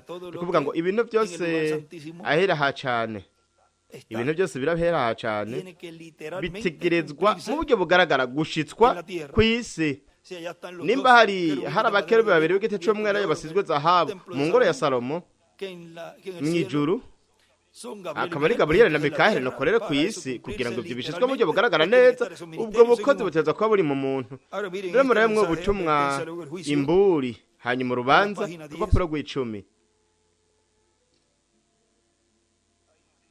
haratubwira ngo biragoye mu gihe ubutereza gushingira kuri mpwemu yera, kuko Bibiliya yanditswe mu migani. We ntushobora kwicara, we ntiwoshobora kwicara ngo uyisome nk'ikinyamakuru, kuvuga es oculta. Sí, biranyegejwe nivyo ¿Cómo mwana usted justificaría nivyo a Dios mugenzi cuando mbega él we dijo a nigute Moisés, allá wosigura arriba, imana igihe ahora yabwira no mose hagas hariya ninguna hejuru ngo imagen grabada o ntukore ikintu na kimwe c'igishushanyo No ni hagas itegeko ninguna icagezwe imagen del ati cielo, ntugire igishushanyo na ningún kimwe ángel, co ni nada. mw'ijuru canke No umumarayika hagas imágenes grabadas ati o esculpidas. ntukagire igishushanyo na kimwe aún el na kimwe mismo mw'isi día le ariko mandó a kuwo moldear munsi nyene dos igaca ángeles imutuma ngo ize de kubaza oro. abamarayika babiri baza habo cosa. mbega ibintu No ni puede ukuvuga ngo ponerse a umuntu ntakwiye kuja mu vyo No hagas kwiyumvira ídolo. Y después ati viene un ntugire ángel ibishushanyo que le dice, canke "Mira, ibimenyetso ahora vas a hacer ariko kuwo munsi nyene dos igaca querubines ivuga ati ugende ubaze abakerube babiri sólido. mwizahabu gusa a Dios no se puede imana ntushobora kwiyumvirako A Dios ntuyirezona hay que hacer esa imana fe. mbega Creerle. ico woyikorera urakizi ni ukuyizera Creerle en su kuyizera palabra. mw'ijambo ryayo En todo lo que mu él ha bintu dicho, byose creerla yavuze con ukabyizera todo su n'umutima wose Más adelante, mbere Dios va a gato abrir el imana entendimiento, izokungura va a ubwenge comprender. buze utahure Quizás está viendo lo de un kumbure ángel. wowe uriko urabibona mu mfuruka imwe Pero- ariko Haga como si fuera una cámara en un boom de esos que le dan bikore nk'uko umengo yoba ari nka kamera Enganchese ahí. uhindukije ugashira hariya Esa hanyuma promesa. ugatangura guhindukiza ayo masezerano Mira por aquí. murabe ngaha Y va por allá y viene waje hariya por ukabona acá. ati, raba hariya naho Pero yo no había visto tariko ibintu esto, ntabyo nari nabonye estaba petrificado de ariko frente. ko byari biri ngaho imbere yawe Empeñado en que ugashaka esto kuvuga ngo no nibi quiero gusa ver nibi esto. gusa ukavuga ati shaka kubona ibi byonyene Y gusa muchos justificando su benshi incredulidad. bigovyora mu kutizera Pero kwabo muévase. ariko hindukira Abrace esa gumbirira promesa. isezerano naryo Dele vuelta a esa hindukiza profecía. buno buvugishwa Vea la belleza de raba esa ubwiza profecía, de esa bw'ubuvugishwa palabra. iri jambo Por todos mu los mpande lados. zose No la mire solamente. ntuburabire ngaho gusa Es como cuando usted mira un ni nko- hermano. ni nk'igihe wubonye No mwene le mire nada data malo los ntumurabire mu cirore gusa esos son buenos. kuko Pa señalar. ashobora kubona umengo ni Mira. mwiza ukamwerekana bonito, sea ukabona feo. ni mwiza canke mubi Mire lo que dice. raba ivyo yakoze No le mire el lado negativo. ntumurabire mu ruhande rubi por él para que musengera Dios lo imana imufashe Pero cuando usted ariko lo mira wewe por otro umurabiye lado, mu rundi ruhande dice, ukavuga uti aquí está un nguryo escogido. watoranijwe niwirenganire Pierna. Por poco hablo algo en ati contra. mpaswa de- kuvuga ikintu kibi kuri we y sigue dando la vuelta. hanyuma ukabandanya uzunguruka Ese zunguruka hombre está recibiendo tujya muntu ariko bendición. arakira inyigisho zo mw'ihema Es una ati ni verdad ubumana andante. bwigendera Tenga cuidado cómo la ati mira. nukore butereza kwirinda ingene umuraba urabona Y así uko niko rero bimeze Con la no profecía. kubuvugishwa Y aún el mismo día le mandó ariko a kuwo moldear munsi nyene dos ikamutuma ngo ángeles de oro. ngo aze kubaza abamarayika Y babiri colocarlo baza habo justo A- en la silla aca de bashira misericordia. neza ku ntebe y'imbabazi Donde está la misericordia. ahari imbabazi Y escribe los dos querubines. yandika ngo abakerubi babiri murabona Usted tiene que conocer a Dios y a gutereza su kumenya imana naturaleza. hamwe na Antes kameremere de poder kayo entender su imbere palabra. y'uko ushobora gutahura ijambo ryayo Él tiene la llave para esa palabra. warafise Él urufunguruzo mismo. rw'iri jambo Y él- wenyene él es bwiwe el único que kandi puede- we niwe que umwe rugenda puede manejarla y ashobora abrirla. Por tanto, kurukoresha él es akugurura quien nuko tiene rero que niwe revelarla. afise niwe atereza Escribe kurihishura arriba la llave. yandika hejuru ngo urufunguruzo Biblia en parábola. bibiliya mu migani miren, yo viví eso ayer, ivyo nabibayemwo ejo muri Panama porque él dice ahí, kuko él avuze puede ngaho ngo manejarla y abrirla. warashobora No sé si kurukoresha estaba al lado de kugurura Julián cuando fuimos a entrar sinzi ko a un twari kumwe lugar. na Julian igihe twinjira mu Y kibanza estaba la runaka persona con un juego llave. hariho umuntu afite urufunguruzo agerageza kugurura urugi Y urabyibuka no la abría, y le buscaba la forma y no la abría. ntiyaguguruye Ibino otro. yararondera uburyo bwose ariko biranga Agarró la misma llave. haza uwundi afata rwa Fiu. rufunguruzo nyene pyu Fóquete, y la abrió. aca arugurura Ese sabía. uwo yarazi ingene y yugurura así es. Él lo kandi uko explicó niko aquí. bimeze Hay no mu buryo uno que bw'imwe tiene murabona la llave hariho umwe afise y ha abierto urufunguruzo la dispensación del reino. kandi yaruguruye ikiringo c'ubwami yugara ikiringo c'ubuntu yugurura ikiringo c'ubwami kuko niwe umwe rudenda ashobora kugara ntihagire uwugurura yugara naho ntihagire uwugurura niwe afise Y imfunguruzo así es con la revelación. uko niko bimeze no A quien kuguhishurirwa quiere, él le revela. uwo ashatse aramuhishurira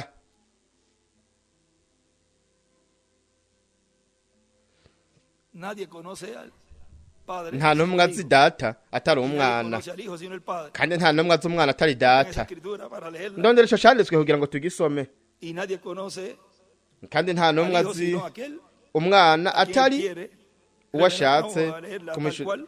reka tuhasome nk'uko hameze ¿En qué escritura está? biri mu canditswe kihe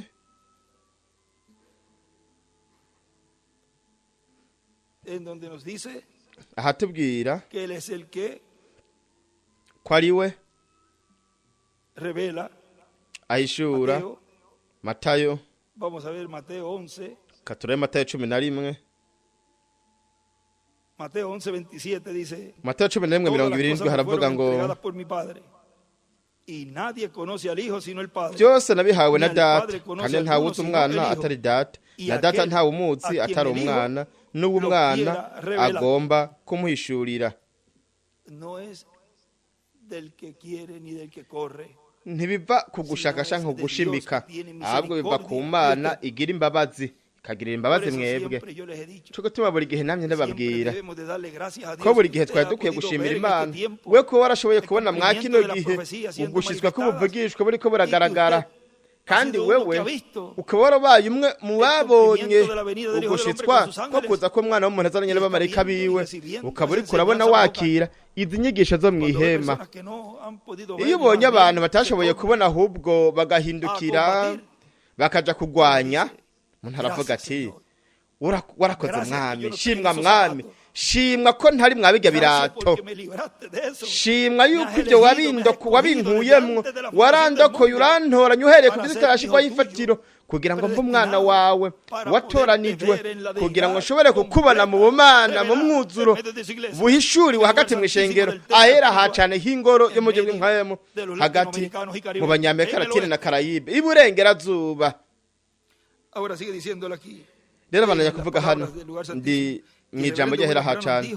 Revera William Branham yavuze yuko hazoba ihema rinini Karpa Donde va a Katedrale, entrar la presencia de Dios, ahazokwinjira kugaragara kw'Imana inkingi y va a y'umuriro, haber una manifestación kandi grande del hazoba poder de kugaragara Dios en gukomeye medio cyane de la k'ububasha iglesia del bw'Imana Señor hagati mu ishengero Jesucristo, ry'Umwami Yesu en un Kristo, cuarto pequeño de madera mu cumba gito que habrá c'imbaho en una gran carpa catedral. kizoba kiri mu ihema rinini Karpa Ahora miren en la Katedrale. página Rero 54 murabe ku rupapuro rwa del libro 54 de igitabo c'imirongo, párrafo umurongo 464, w'amajana ane 64, ahí nos habla ngaho de esa baratubwira gran victoria en el amor divino. kuri iyo Miren, ntsinzi dice, ikomeye y'urukundo rw'Imana. Murabe haravuga ngo porque tú has escogido la senda angosta, kuko wahisemwo inzira la vía ifunganye, más dura.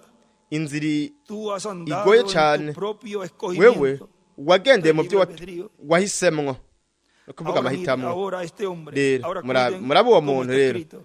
mwirinde Ustedes ven que está uko escrito byanditswe. en una Mwe murabona palabras yuko extranjeras. byanditswe mu majambo Ha escogido la decisión mu ndome correcta nkuru y nkuru, precisa. ati wowe Y ella wafashe es ingingo mi vida. nziza ibereye, Bendito kandi iyo Dios. niyo nzira Ella es mi yanje. vida. Imana iheza Él agirwe dijo, niyo nzira por yanje. causa de esta Yaravuze decisión tan ati importante, kubw'iyo ngingo ikomeye una porción cyane, enorme del cielo umugabane te espera. udasanzwe mu ijuru uragutegereje. Él nunca había oído acerca de la We visión. ntiyari bwigere yumva ibijanye n'iryo yerekwa. ustedes? Muravyumva? ¿Ustedes recuerdan la visión? Mwe muri Una bukiyerekwa, porción enorme del cielo te espera. umugabane udasanzwe wo mu ¿Qué ijuru decisión tan uragutegereje. gloriosa has hecho tú? Mbega ingingo nziza cyane wafashe. Esto en Urabona? sí mismo, ahora aquí está. Ivyo Y aquí bwabyo en rero adelante, ngibi yo uhereye no ubwo entiendo. kabandanya Esto en sí sintahura. mismo es eso. Ivyo bwabyo ni Paréntesis ivyo nyene, grandes alrededor de ello, lo cual utuzizo dará tunini y hará turi venir iruhande pasar yabyo la victoria arivyo tremenda en el bizotuma amor haba divino. intsinzi ikomeye y'urukundo Yo no rw'Imana. sé qué quiere decir eso, Sinzi ico ivyo bishatse pero kuvuga, vendrá a suceder. ariko Esto vendrá bizoba, a suceder. ivyo Tal bizoba. vez en la carpa Kumbure pequeña, mwarya hema 12 rito por 20. yandika ngo 12:20. Uno de estos días, Umwe cuesta muri iyo allá atrás, minsi iri hari él lo hará inyuma notorio. azobimenyekanisha. Una piedrita angular Iburyo escribe amor, acapura ibirego by'imfuruka yandika y ngo abajo urukundo, escribe la hepfo carpa yandika ngo pequeña, ihema la rito tremenda victoria intsinzi del amor ikomeye divino. y'urukundo rw'Imana. Y encima Hejuru naho escribe la vía de Dios. yandika ngo inzira Carpa y'Imana, pequeña, ihema es igual, rito amor bingana divino. urukundo rw'Imana. Y miren, Kandi murabe aquí hay un ngaha hariho lugar, ahantu vamos a hamwe ver dónde está katuraba hariho el lugar donde él dice, ahantu yavuze, vamos a ver si se me quedó aquí dentro, reka turabe yuko ari ngaha nyene imbere, donde él nos muestra aha twereka que esa es la gran victoria ko iyi ariyo ntsinzi ikomeye en el amor divino. mu rukundo rw'Imana.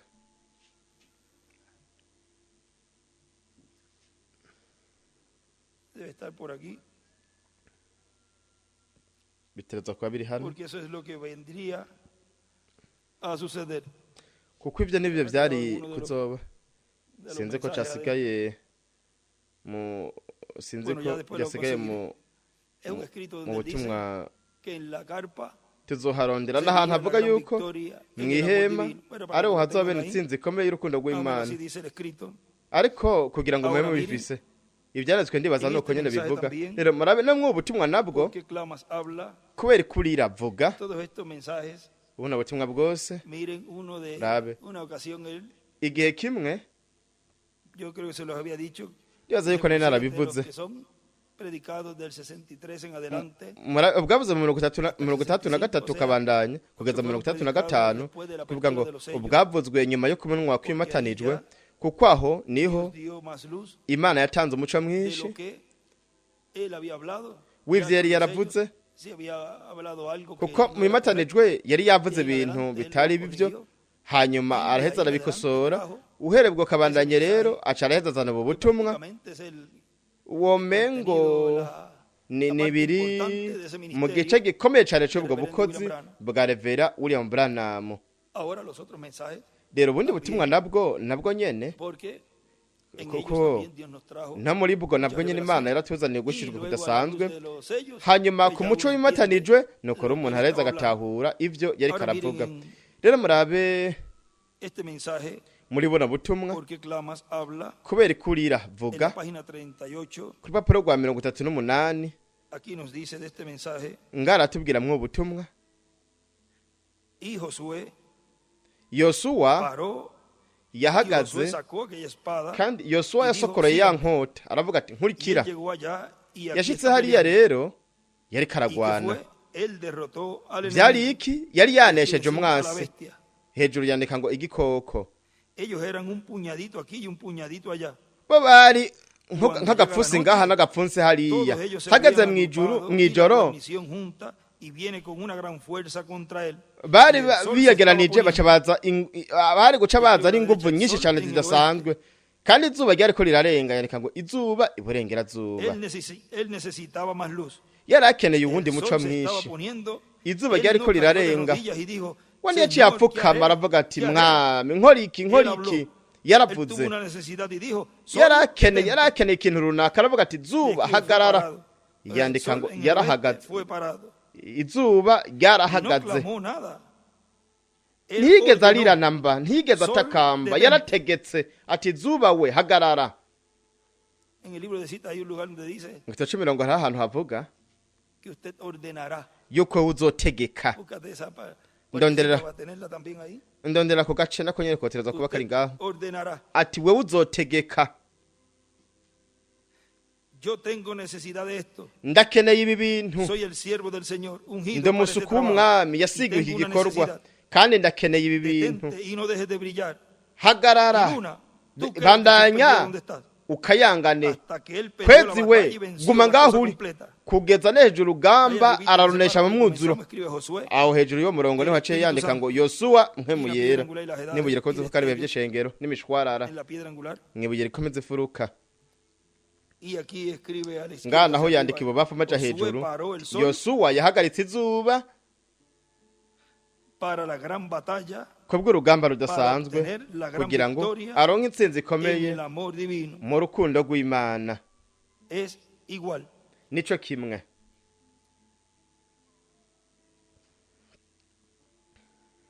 sigue diciendo y el sol le obedeció abana kuvuga ngo izuba ryaramwumviye ntiyigeze atakambira izuba ntiyigeze atakamba yarabwiye izuba ati hagararaho zuba gumaho nawe kwezi gumaho uri niyarize ati mwami mbega none nkora iki ati muwundi muco w'izuba yarakeneye umuco w'izuba nuko rero yarategetse izuba riramwumvira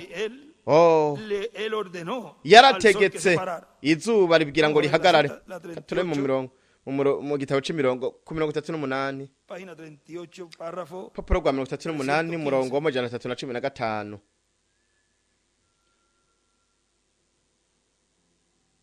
toda la creación ivyaremwe byose biriko biraniha birindira kugaragara ko abana b'Imana birindira ikibanza aho indwara zizobwirwa ziti haguruka.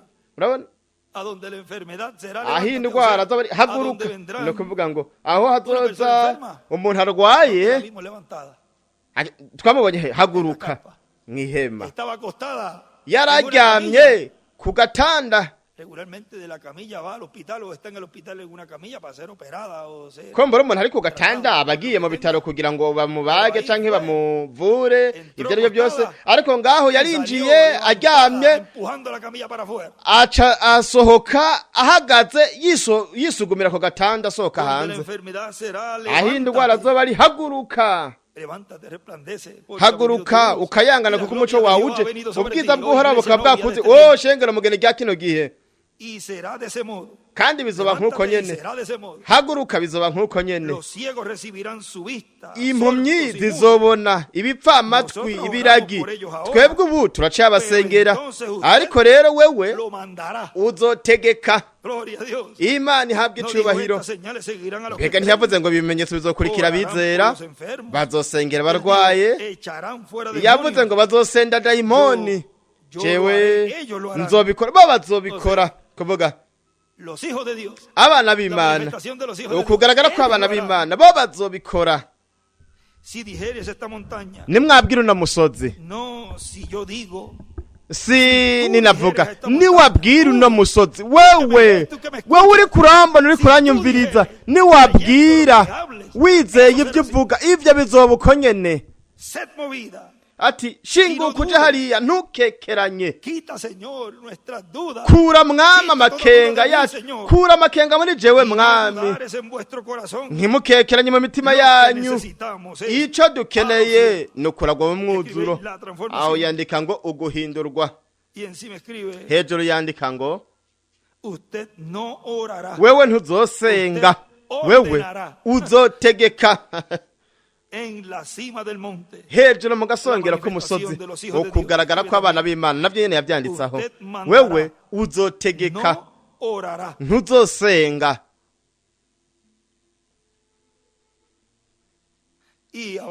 Hepfo naho yandika ati ukuragwa mu mwuzuro bingana nico dukeneye. We azotegeka. Ece yandika Mariko 11:22-24 nico canditswe atasoma ngaho mwende ata Branham. Rero abana yakuvuga hano kubyivyo reshengero ry'umwami Yesu Kristo mwa kino gihe ca nyuma rizogira ihema rinini Carpa Cathedrale, aho rizogera icumba gito c'imbaho, kandi kugaragara ko Imana kuzoza ngaho kugira ngo kuhigaragarize. Marayika w'isezerano yigaragarize ngaho inkingi y'umuriro. Hazoba kandi na marayika yeherekeza Revera William Branham. Byongeye na Revera William Branham nawe nyene azoza n'amaraye mu butumwa intumwa yo ku mugoroba ngaho ku rupapuro rwa 12 aratubwira rero rya zuba nyene, yandika ngo izuba ryaka riserukira mu buseruko, niryo zuba nyene rirengera iburengera zuba. Reka tubanza dutanga urufatiro rw'ubu butumwa kuri buno butumwa. Rero turazi yuko izuba systeme solaire, ariko umwana son w'Imana yaje mu gukayangana kw'Imana. Umuco w'Imana nawo mu burasirazuba mu buseruko, kandi twaragize imyaka 2000 tuzirikanye umwami. Yaravuze yuko azoba ari igihe kitazoba ari umurango canke ijoro, umunsi umeze nk'ahantu hari ibipfungu. Ariko turazi yuko umunsi yandika ngo izuba ryo mu buseruko niryo zuba ryo burengera zuba, Kristo iburengera zuba muri Amerika, muri mpemu yera. Uravye neza uzobona yuko mpemu yera yaguye ku bantu b'iburasirazuba bwa mbere na mbere. Twaragize igihe cyo kwinjira gusa mu mashengero tukagarura ibintu byari byibagiwe mu bihe by'ishengero n'izindi ntambara twagiye turagira. Ariko ubuho n'igihe cyo ku mugoroba mu gice cy'iburengerazuba hazoba umuco. Yandika ngo hazoba umuco iburengerazuba. es América. ni amerika Y entonces ahora en el nuko rero nubu la civilización mu gihe ha venido iterambere con una grande corriente ryaje de nk'ikintu oriente, gikomeye cyane arrastrando todo el cy'uburengerazuba tiempo los picados que encuentra en su camino hasta depositarlos en la nk'umuvo costa oeste. uhurutura ibintu byose by'uburengerazuba bijana Como una barrera del tiempo y se ha caído y el lugar más corrupto kandi que yo ikibanza conozco cyabuze está cyane localizado en nzi la costa cyane del oeste. O sea, kiri todo burengerazuba ni ukuvuga ngo ibintu byose bikomakomeye cyane by'imana mwa kino gihe cy'imana biriko biragaragara ni burengerazuba ubwiza bwa shekina inkingi y'umuriro ariko kandi na sekibi nawe nyene mu gice cy'uburengerazuba yazanye ibintu by'akaga bibi lo más corrupto. ibintu Que yo conozco está byaboze localizado en la costa oeste. byose bigaragarira iburengerazuba buri kintu cyose we wokwibaza bo baragifise ibyaha ukubora kubaka no gutandukana Hollywood ni nka kuzimu neza neza ibyo nivyo kuri Y él escribe allí Hollywood, aho yandika ngo Hollywood la mera apertura del infierno. ni Por eso todo eso umunwa wa kuzimu se va a hundir. nico Los gituma Ángeles, ariya hose se hazokwibira hundirá completamente. Los Angeles California hose hazoja munsi y'inyanja Es el que se kandi va igenya mu gigima niyo yamye anunciando, igenda iravugwa itangazwa se ha dicho por el reverendo William Branham, ariyo yavuzwe na Revera William Branham ndetse na Dr. William Soto ese ko de seguro es el terremoto de kwiyo mu la by'ukuri resurrección, azoba ari nyamugigima yizuka donde toda esa franja completa aho kajya gace kose mu mwuzuro uhereye hejuru va a afectar todo eso, todo ese lado oeste, kazokogwa ku kijya gice cyose sigue por ahí para abajo, co mu buseruko murabona harabandanya na hariya hepfo muri Peru ndetse n'igice ca Colombia parte ahí, kiriya gice cose Amerika yo hagati ahantu hose hazokogwa ko Mexique na hariya epfo toda esa franja de Chile, todo kariya ese gace lado kose ko completo, muri Chili kiriya kibanza cose kizoja mu mazi ahora vean, rero murabe sigue diciendo, abana nyavuga o sea que va a haber algo grande. ni ukuvuga yuko hazoba ikintu gikomeye cyane kuko marayika reverendo William Branham hamwe na Revera bajaron William a Branham ese cuartito bamanutse pequeño muri ico y cumba gito entraron ahí. c'imbaho binjiraho Y el reverendo William Branham kandi vio Revera cosas William de las cuales Branham no podía yabonye hablar ibintu abiertamente. atashobora kuvuga Hasta un afoboye hombre ndetse que n'izina estaba buscando yari vio kararondera yararibonye Ahora si aho lo vio. rero namba yararibonye puede entrar a un lugar, ashobora kwinjira mu kibanza kimwe habaye hariho abantu a menos que la persona tenga un carnet, pero si no tiene nada, no va a haber un nombre, va a haber personas. abantu bakaba O bafise una nka persona karine está en esa oficina. Pero si usted entra ariko we winjiye y ve como en las oficinas que ve un nombre escrito encima de un escritorio, ukabona nk'uko mu biro ubona izina ryanditswe ku kameza nuko rero umuntu araraba akabona y izina eso fue lo que él hizo allí. nivyo rero nivyo yabonye ngaho nivyo vyabaye yarinjiye abona izina Dice, ¿recuerdas el nombre que tú buscabas? aturibuka rya zina warondera Y no hay más nombre, más kandi grande, nta más rindi zina glorioso rihari que el rikomeye nombre cyane nuevo del rihambaye Señor. nk'izina risha ry'umwami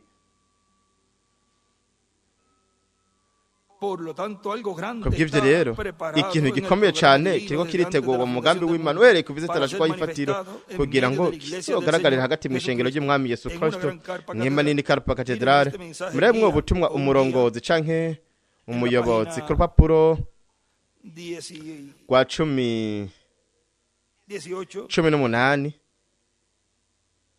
nos dice aratubwira cuando los magos igihe ellos no abanyabwenge conocían nada acerca de Dios, bo nta na kimwe bari bazi ku Mana bo eran bari operadores de magia, bo bari abakora ibintu ellos estaban by'ubumaji en el oriente, bo bari bari iburasirazuba mwe murabizi bibiliya iravuga ati twabonye inyenyeri yiwe iburengerazuba twaje kumushengerera ellos eran del oeste, bo bari abo miraron hacia iburengerazuba baraba mu el buseruko este, y vieron su estrella. baca babona inyenyeri Vieron yiwe hacia canke el oeste, babonye mu ellos buseruko estaban en el este. bo bari bari mu buseruko Estábamos en el este y vimos su twara estrella turi en mu el buseruko oeste. tubona inyenyeri yiwe Su iburengerazuba estrella hemos murabona visto en el oriente. twabonye inyenyeri yiwe iburengerazuba yandika ngo Y ellos inyenyeri estaban en el este. kandi murabe bo bari bari mu Cuando estábamos buseruko en el oriente, vimos igihe su twari turi estrella iburengerazuba y hemos twabonye venido inyenyeri orando. yiwe none twaje Yo me kumushengerera puedo imaginar je ndashobora viendo esos hombres kwiyumvira alineándose para ir. mbonye abo bantu batonze umurongo kugira ngo bagende ndashobora kwiyumvira umwe mu bagore yababwiye ati erega Cargado, pero ati byose mwabitekeye ariko brújula ati mbega para ese sitio. ati mbega busore yawe uri Yo no hehe voy a usar un compás esta vez. ati jewe singiye gukoresha busore kwino ¿Cómo ncuro vas a cruzar al urabona otro lado de las montañas? ati none ujabuka uriye ni kurya musozi gute mwibuke yuko batereza kurenga uruzi Tigris bakaca mu kiyaya hanyuma bakagira urugendo rw'imyaka ibiri bari ku ndogoba Tardar 2 años. no kuvuga ngo bagenda ku ndogoba bari guteba imyaka ibiri Dijeron, uza kubigenza gute barabaza bati a llevar un compás. Le dijeron, ati "Ay, nta nubwo mujyana busore niko bababwiye atoya ¿cómo vas a ir? ati none mugenda Voy a gute ir en la manera provista por Dios. ati ndaza kugenda mu buryo bwagenywe n'Imana iriya nyenyeri iri hariya kure A ese rey. iraza kundongora inshikane kuwo Nosotros hemos mwami dejado todo con natwe paz. twarasetse Toda cosa busore terrenal. zose ibintu byose Y byo ku solamente isi miramos esa estrella turaba gusa irya resplandeciente de la nyenyeri mañana. icibatsi yo mu gaturuturu Miramos al Señor turaba en su gusa venida. umwami mu kuza Nos está kwiwe guiando. ari we ariko Tiene aratuyobora prometido el cuerpo. atujyana mu gihugu cyiza cy'umubiri Dejamos mushasha toda cosa humana a un lado. twaretse ibintu byose bya kimuntu Despojémonos de todo tubisiga peso. ku ruhande twiyamura ibintu byose bituremereye Eso es, y escribe oeste. kuri ino y ncu no pierde yandika la ngo verdad. iburengerazuba Y nibuye ko escribe tuvuka abajo. n'ibihe by'ishengero yandika ngo Su estrella mu buseruko hemos visto hepfo en el oriente. twabonye nyeri yiwe Y la mu hemos buseruko seguido todo el camino kandi hasta aquí, al oeste. twarayikurikiye Para adorar. inzira yose kugeza ngaha mu ¿Dónde buseruko está él? kugira ngo tumushengere ari hehe Lo rero importante de seguir icingirakamaro la manera ni ugukurikira provista por Dios. uburyo bwagenye No la manera bwashyizweho n'Imana que la persona atari quiere. uburyo abantu Ese bashaka ayuda al ko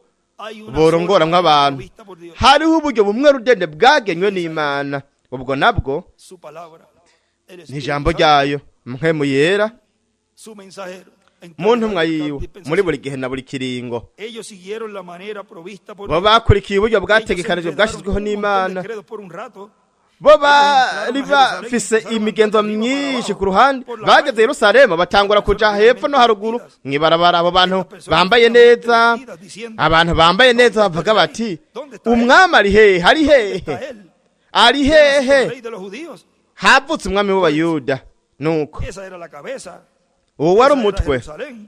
iyo yari La Yerusalemu gran iglesia debería nta makenga saber ishengero algo rikomeye cyane ryategerezwa kuba ¿Dónde ribizi kw'ikintu atari hehe hari hehe havutse umwami w'abayuda twabonye nyeri yiwe mu buseruko twaje kumushengerera ari hehe Pues ellos fueron al pastor fulano de tal, nuko rero bo bagiye ku mupasiteri runaka no ku muherezi runaka nta n'umwe muri bo yari azi ikintu na kimwe nuko hari umwe rero ¿Dónde hari está umwami w'abayuda yavutse ari hehe bo ntibari babizi Había un montón de ariko pastores allá afuera, hari hari isinzi ry'abapasiteri hariya abunge hariya ku musozi banezerewe nibyo mugenzi kuko bobo bari baje mu buryo bwari bwagenywe n'Imana hejuru yandika ngo estrella es igual inyenyeri bingana Lutero, Luteri Reverendo Wesley Branham. Revera William Branham Abajo, estrella es igual hepfo inyenyeri bingana intumwa bingana Elías, Moisés, Eliya Jesús. Mose Yesu Y más abajo escribe hepfo estrella yandika ngo es igual inyenyeri bingana mensajero, intumwa pastor, ángel. abungeri bamarayika aho hari byose Está todo muri condensado.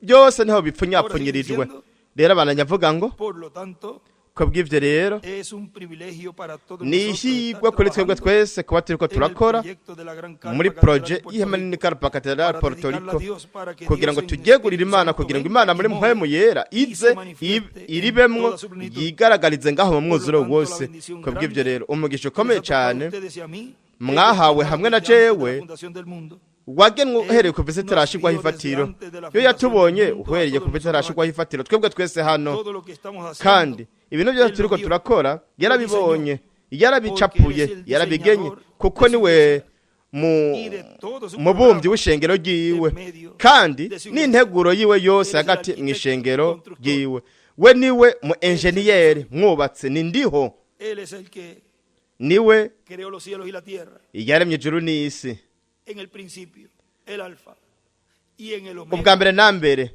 muri alfa muri omega naho ariko ararema isi nsha muri Y twebwe también ndetse vyongeye físico, no mu buryo él es el que bugaragara tiene la llave para abrir niwe afise ese imfunguruzo zo precioso reino kugurura milenario. intunganje bwiza y'imyaka Esa tierra igihumbi prometida como igihugu c'isezerano nk'ikibanza igihugu Hemos visto el misterio twariko turaraba ibanga ry'abasigwa babiri que están bari delante imbere de Dios. y'Imana Y este tema fue predicado el 20 de agosto, kandi ubutumwa bwavuze 20 z'ukumunani 2005 muri Monterrey México. Mexique Nos ponemos en pie duhaguruke Y dejamos así duheze twakire bityo en este tema muri iki cigwa el misterio ibanga de los dos ungidos ry'abasigwa babiri que están delante bari de imbere Dios. A y'Imana. nuestro preciado, Twakire uwo twishimira mwene data inshuti el doctor Dr. William William Soto Santiago.